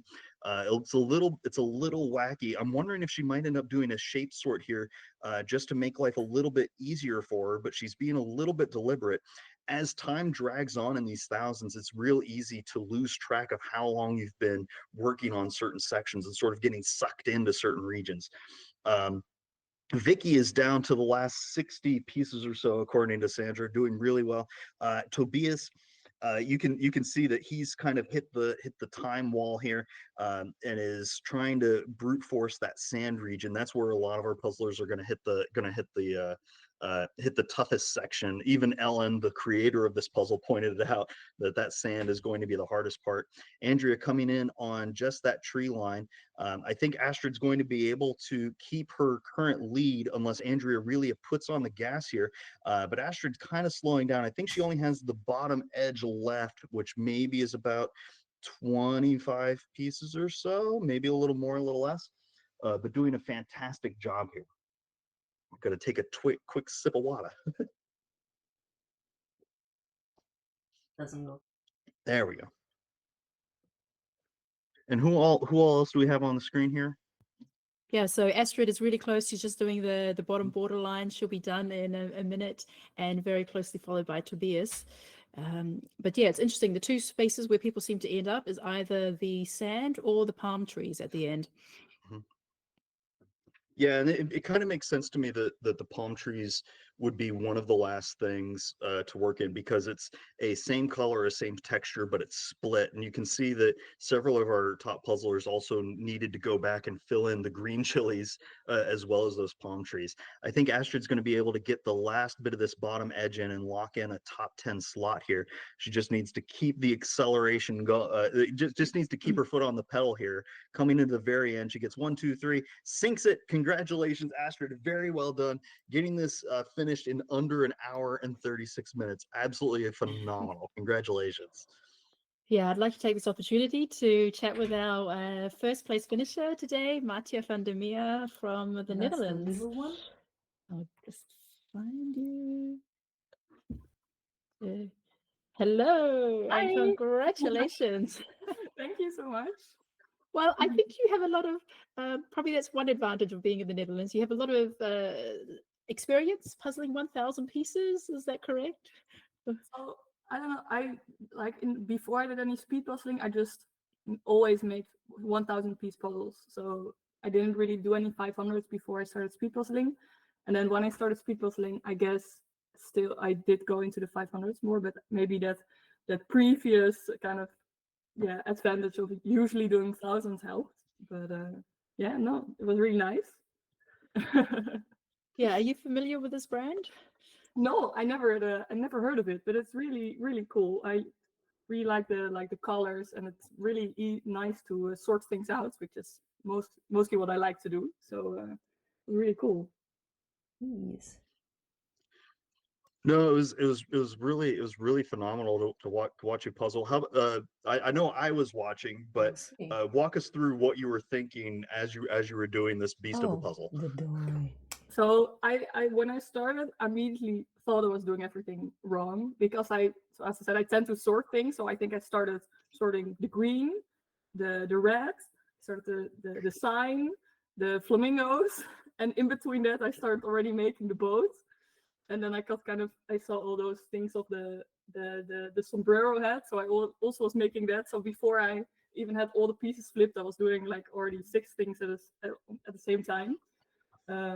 But I guess in the end it kind of worked out. So then I guess it was really easy from the boat I could work on the flamingos, connect those to the jalapeno peppers, and then kind of start on the other side with the sign. So maybe it's always a gamble if the sorting pays off or not. But I guess in this time it did.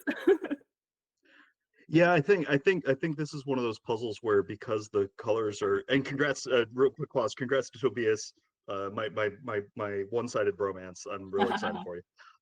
It's always exciting to see, does the sorting pay off or not. I think this is one of those puzzles where, because there are real discrete sections, and they're relatively small enough, you can get that little bit of a bump. But you were mentioning that you felt like you were making a mistake early working on so many different things. How did you adjust for that moment where you felt like you made a goof? Yeah, I think I just kind of accepted it, and then but I sorted out the green, but I think in the end it was one of the last things I did. So in the end I could have just pulled them out from the full stack. So in that sense you kind of lose time by putting it on This the is a side. chili. But Mhm. I was just like, let's commit to it now, because if you stop halfway through you have everything lying everywhere. So I just decided to kind of stick with it, and then in between already make the boat and stuff. So I already had some pieces together, because of course the sorting takes more time than Yeah. No, it's really interesting. What was the easiest part and the most difficult part of this puzzle for you? Ooh. I think when I started the red jalapenos, I was like, okay, these are actually kind of hard to put them together. So then I also decided to push that, not to do the green ones and kind of leave that for the last, like the green, the palm trees and the jalapenos. And I really like doing the sunset, which I did only like very later on, but I really liked it. Like everything was so nicely gradiented. So also with the sand and with the sky, it all looks like one solid color, but if you look closer, you can actually see a lot of things happening. So that's what I really like, that even if you have one solid color, it's still kind of easy to kind of figure out where they go in the puzzle.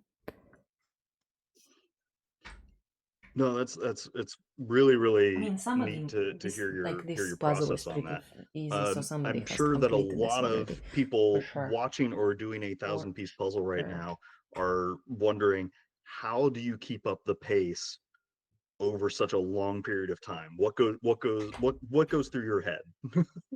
I think it's also been said that this puzzle feels like it's made for speed puzzling, because usually when I make a 1,000-piece puzzle, when I get stuck, it slows down and everything, and it's really hard to get into it again. But with this, there was always a next section to work on, always like some color that was easy to distinguish, and because I could keep that flow, it was I didn't feel like it took so long actually. So I think that's really helping. So if you get stuck, it's really hard to get into it, I think, again. No, that's some great advice. Like kind of shifting gears a little bit. What does the puzzle community mean to you? Yeah, it's really nice. So actually yesterday we had in the Netherlands we had the International Puzzle Day kind of get together.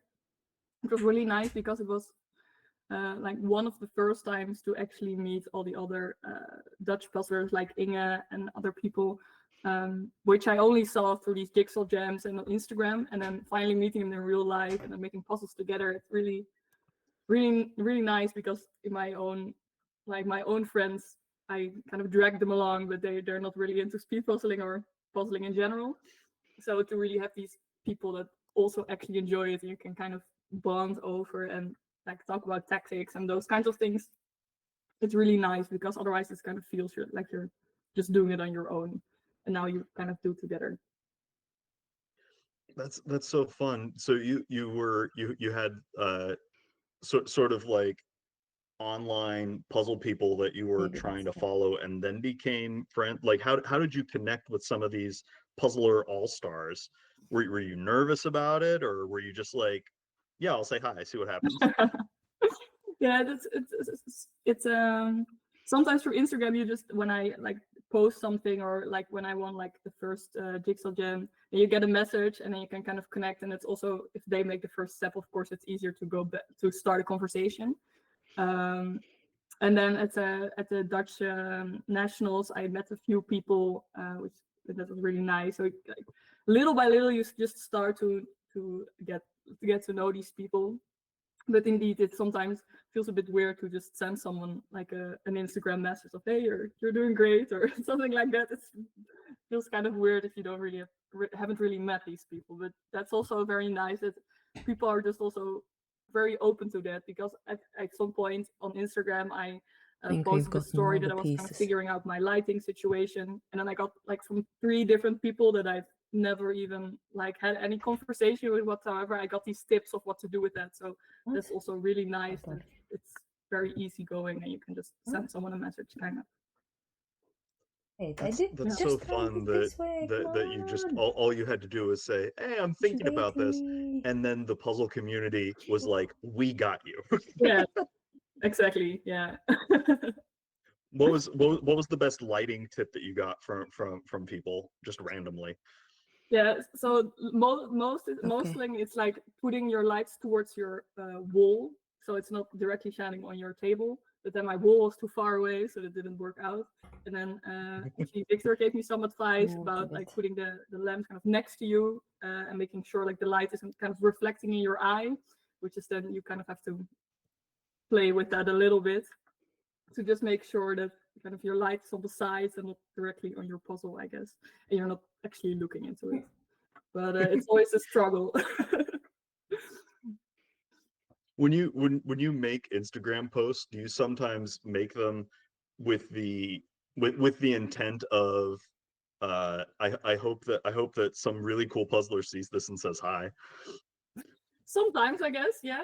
It depends. Like usually, I mean, you do it to kind of share with the community, and it's always nice to get interaction. But I mean, everything is fine, you know. It doesn't really matter to me that much. But it's, for example, with the lighting, I was like, oh, I'll put this up and see what happens, kind of. But I know it's just nice to see all the different posts of people making puzzles, and so nice to see how everyone's getting on and what people are doing. That's really nice, I think. No. It's that's so fun for the edification of people that are watching. If you got a random Instagram message from people that were like, "Hey, I really like your puzzling," would you talk back with them, or would that be a little awkward? Depends. Usually, when it's a puzzle account, I always kind of have like message something back and stuff. But if it would be like really a kind of, I don't know, sketchy account, you never know. But in general, if it's like if it looks fine, I just respond. But I also got this. Sometimes I got another message. I was like, maybe not. Usually, I'll send something back. What's what's your protocol, or what's your ideas around meeting with puzzlers in person? Like, do you try to go, we'll all hang out at this event together? Or do you try to set up puzzle swaps? Like, how do you start building those ties outside of being online? It's kind of starting off now with finally the Dutch we have kind of this Dutch speed puzzling community starting up. And so then we actually got this event, for example, yesterday. But now also with the team I have now for my world championships, we start to kind of practice together.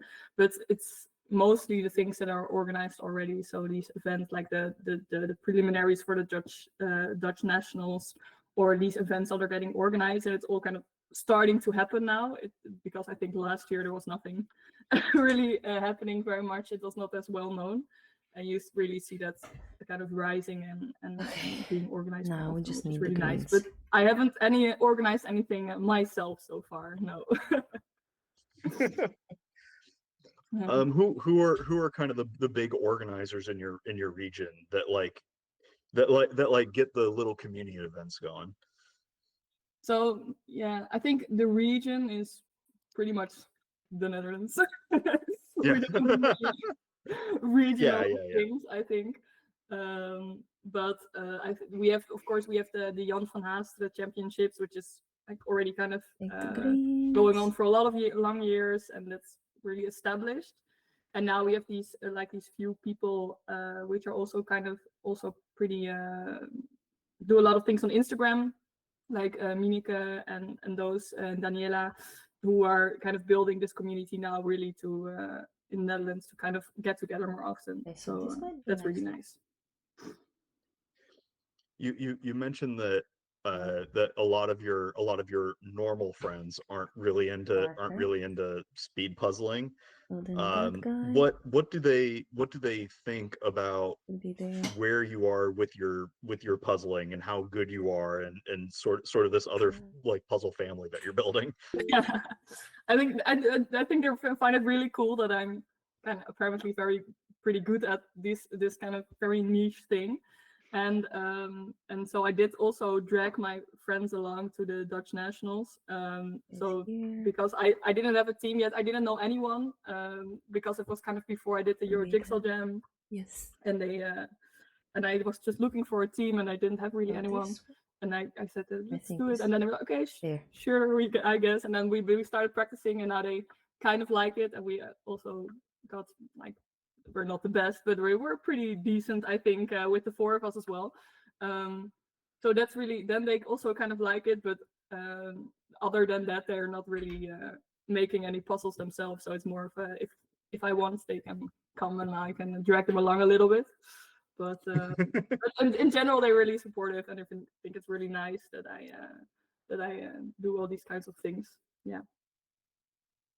That's really lovely. Do you have any do you have like a favorite puzzle memory about hanging around with other puzzlers? That's really hard, actually, because I haven't actually done these many live events. So only the preliminary and then the event of yesterday, kind of. So, and both of those were great. So in that sense, they're very good memories.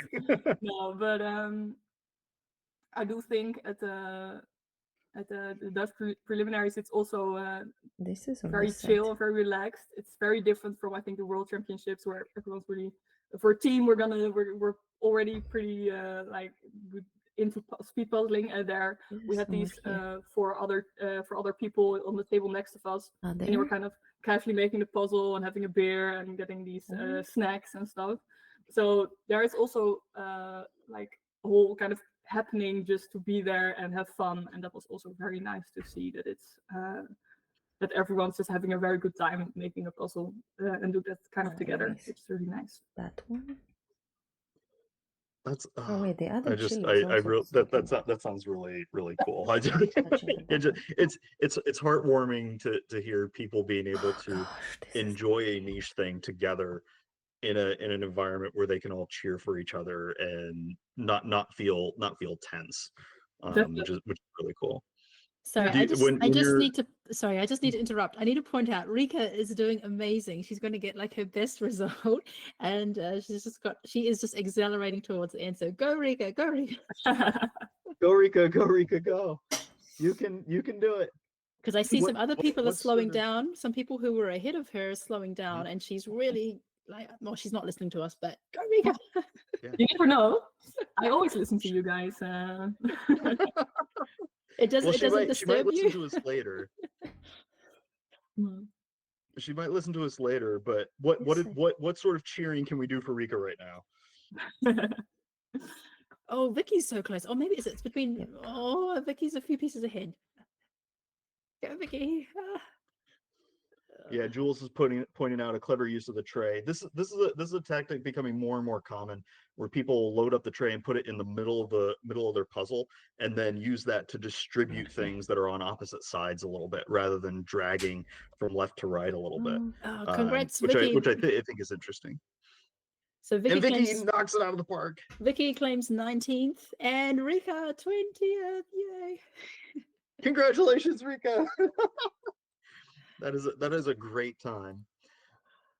But Marta, whenever you're doing puzzles, do you think more about what your placement is in competition, or do you think about what your time is, or is it something totally different? Like, how do you measure your success on a puzzle? Yeah, I think usually based on the kind of the ranking, I guess, or but sometimes that's when I think the last one, the cherry patsy puzzle with the hedgehogs, I placed I think 14th or something. It was kind of but then I was also not really happy with it, because I think mostly because of the placement, because when I looked at the time, it was actually like if I would have done it without a competition, I think I would have been pretty happy with the time. But because then you're in this kind of this placement ranking system, you always think about it a bit differently. So it's definitely kind of a combination of both. But during the puzzling itself, I just tend to not think about it at all. I don't really look at my time or look at how things are going. I just kind of, if everything's going fine, let's not disturb that. And by looking at like the time or hearing too much about how other people are doing, I think. Yeah, I like being able to put the blinders on. Michelle, you were getting ready to say something there. Oh, I just Amelia just finished and she had to like jump on the table to reach Yeah. across to finish. So yeah, we're doing some great finishes. We're not even at 2 hours. We've already had so just a moment ago, Rika was 20th, and we had Quinta, Mona, Amelia, Cornelia. So already 24 finishes, and we still have yeah, just over 5 minutes left before the 2 hour mark. This is amazing. I'm so impressed. Everyone is doing so well. And does it, Marta, for you, I know in competition, it sort of becomes like a ranking plus the time for how you feel about it. Seeing so many puzzlers start becoming so fast, so quickly, is that like an exciting thing, or is that intimidating, being one of the top puzzlers right now? I think it's both. To be fair, I will say it feels kind of intimidating to see all these new, like all these people doing such great times, and like, can I keep up? Can I? But it's also just very nice, because it mainly means like these fast puzzlers, they were usually already pretty fast all along, but they just started joining the community, kind of what I had as well. That I kind of just started to join a Jigsaw Jam, and then suddenly, oh, there's another person that's pretty good. So that's also just very exciting to see all these new people kind of arriving and coming. But to be fair, yes, it's also kind of intimidating sometimes. Oh, it's I really it's interesting to hear you say the mixed feelings about it. Just across the board on that. For the what sort of puzzle events do you have coming up the pipeline? Oh, so we have the 6th or 7th of April. We have the Jan van Haas, the finale. So where I'll be as a solo and as a team. And then I think there's also going to be a Dutch Nationals, which is kind of more in association with the World Jigsaw Championships, which I think is 2 months later, but I'm not sure yet if I can join, so that'll be a bit of a question. And then we have Worlds, the first time I'll join there and kind of see how it is with so many puzzlers and such a big event. I think I've never seen that before. I'm excited to see you at Worlds too. I think you're going to have an absolute blast. And if you've had like a fun time with some of these other events, There's a Worlds is gradient going to be here. great. I'm really excited for you. Yeah. I guess one, what sort of to cap things off. Mhm. What is your favorite thing about the puzzle world? Oh, Just in general. Could be anything. that's hard. I don't know. It feels very, very weird. It's kind of how it makes me feel, I guess. It's just so great to come home and just make a puzzle, and then you just kind of, you flow through it, and it's a nice image, and it just feels very nice and kind of even relaxing at the same time, even if you make it very fast. And the other thing I really like is that the puzzles are they're so abundantly available in that sense, that I really like going to like the thrift stores and kind of finding them all secondhand and kind of scouring for the images I like, because there's so much out there that you haven't seen before, and kind of picking out all those nice images that you can try and make. I think are one of the two things that I don't know, really enjoy about doing puzzles and the whole puzzle world, I think. That's really lovely. Well, congratulations on winning the first solo EJJ 1000 piece puzzle. It's really phenomenal, and I can't wait to see you puzzle more. It's really wonderful. Thank you so much, and thank you for the commenting. It was really, really nice having someone really into commenting and really seeing all the things people are doing. It's also really like motivating to hear that in the background. So thank you as well. Oh, shucks. Bye. Hope you have a good rest of your day. Thanks a lot. Thanks. Oh man, we've had a lot of finishers all under the 2 hour line, which is really amazing, folks. I know a lot of people have done 1000 piece puzzles. Not as many do 1000 piece for speed explicitly. So this is it's really heartwarming to see all these people coming together to do this. Just taking a Sunday morning to do something they love together really fast. And I think Michelle, how many places do we have locked up now? I think we're up to our top 26 or so. So Cornelia was 24th, then Jana 25th, Julia 26th, Jessie 27th. So we've had 27 finishes, just coming up to the 2 hour marks. Oh, maybe Valerie. Oh, so close. Okay, I was hoping we have another finish before 2 hours. So we've just crossed 2 hours, but we have some on screen. We have Stefan, Freya, Nadara, Valerie, and Samelia, all very close to finish in the next couple of minutes. Everyone's doing amazing. Here. Yeah, so it's really great. Yeah, so Rika's joined the YouTube chat, and yeah, first time to get under 2 hours, so she achieved her goal today. And the first time that she listened to she got to the end of her 1.5 hour playlist. That's amazing. I love it. I love it when people can hit their goal. Can hit their goals in real time in competition, and getting under 2 hours on a 1000 piece puzzle is just a fantastic triumph.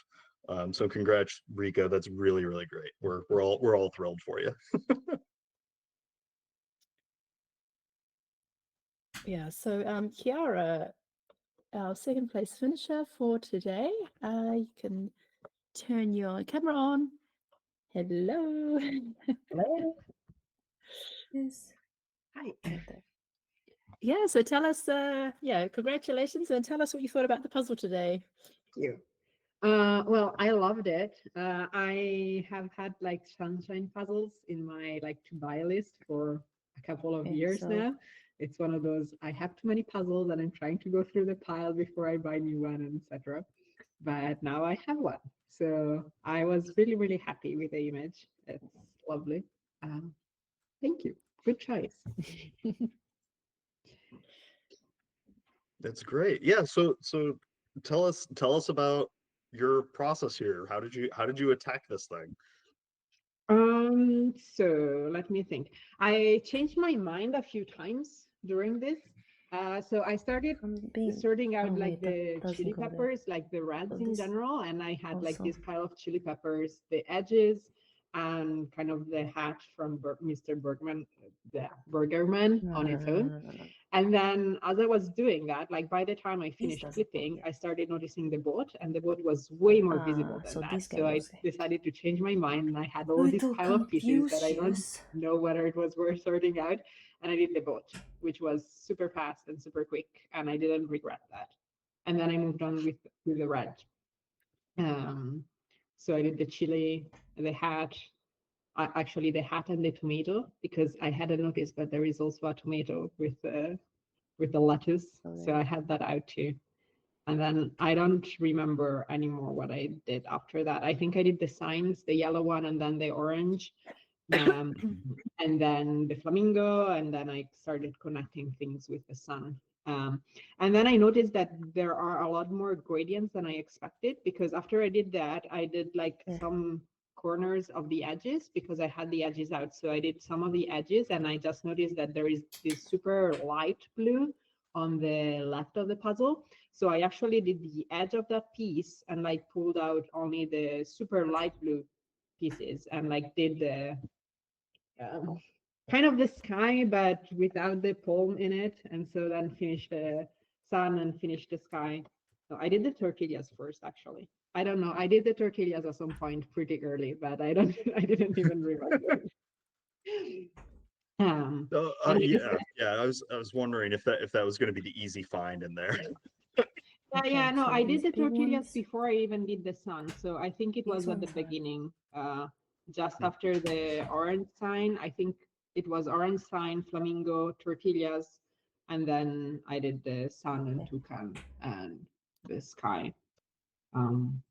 And then went back to the bottom. But I don't know, like the thing that I remember, like I left the green for last, but like the only green. So I did everything in the sky pretty early and like closed out all of the same color, like sky, like the purple sky and blue sky was done, but I left the palm out because I thought it might be easy to mix it with the chili peppers, and I didn't want to lose time sorting those out. And so I decided that green was going to be the last thing that I did, and I did it even after the sand. Wait, do I have any pieces? That was my decision, and I don't think I regret that. I still don't know whether I should have sorted the edge at the beginning or not, but who knows? It's the first time I do a complete. I think it worked out just fine for you.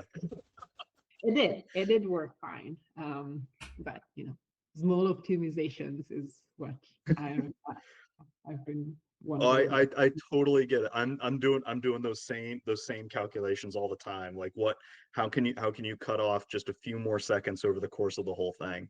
And I really like that you were mentioning that you made a lot of shifts in your tactics as you were going. I think on like a lot of people on the 500s or the 300s, they kind of get locked into this is the way that it needs to be done, and there's not a lot of time to redirect.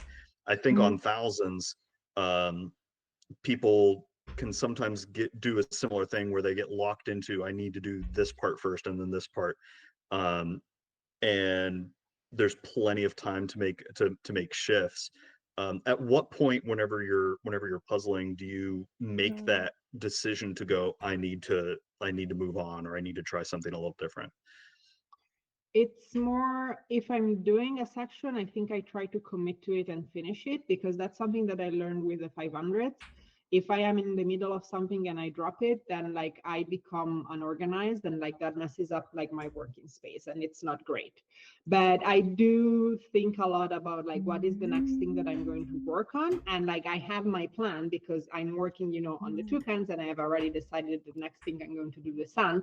But while I'm doing that, I don't know, I notice like something like on the corner, or like I had this moment of, yeah, while sorting the chili peppers, it was like, oh, but actually the red line, there is a small red line in the boat. And so it's while I'm still sorting so that I can leave the pile there. It's not fully finished sorting and I start doing something else. I sort it out, I do it, and then I go back to the pile that was already there. And I try to not leave it for two-way after, because otherwise like I wasted the sorting time for that and maybe there's other pieces. But it's more of a, you know, instead of it being the next section, it's going to be the next section because I found something easier and faster to do in the meantime. So I will do that and then go back to what I had committed to, even if maybe it wasn't the right choice. I try to do that. Like if I started sorting things out, I try to commit to it and do it, even if I change my mind about it, or like not change my mind, but I kind of regret it, but I will stick to it. So yeah, No, it's really cool to hear you say it, because some puzzlers end up in the spot of, this is a little too hard, I'm gonna jump over here, then I'm gonna jump over here, then I'm gonna jump over here. And I think whenever it's an intentional decision, that can keep the ball rolling. But sometimes if it's more of a reflexive one, you can end up with a bunch of unfinished projects and then a blocked box, which can be really difficult. Yeah, I think so. And also, like if something is annoying, like you cannot really not do it. Like it's still going to happen at some point in the puzzle, unless it was like a fully bad choice because that color is everywhere and actually you could sort it out by the other color that is on the pieces. But like that's not a case for this puzzle. This puzzle has very distinct colors and section, which is very nice. Like I think this puzzle is also kind of in my strengths. Like it has big areas that are sortable, but also not like the whole puzzle is the same color, but the sortable area are not too small. So yeah, I had a lot of fun putting this together. That's really, really great. All right, I'm gonna shift the gears here a little bit. The sort of the question of the day: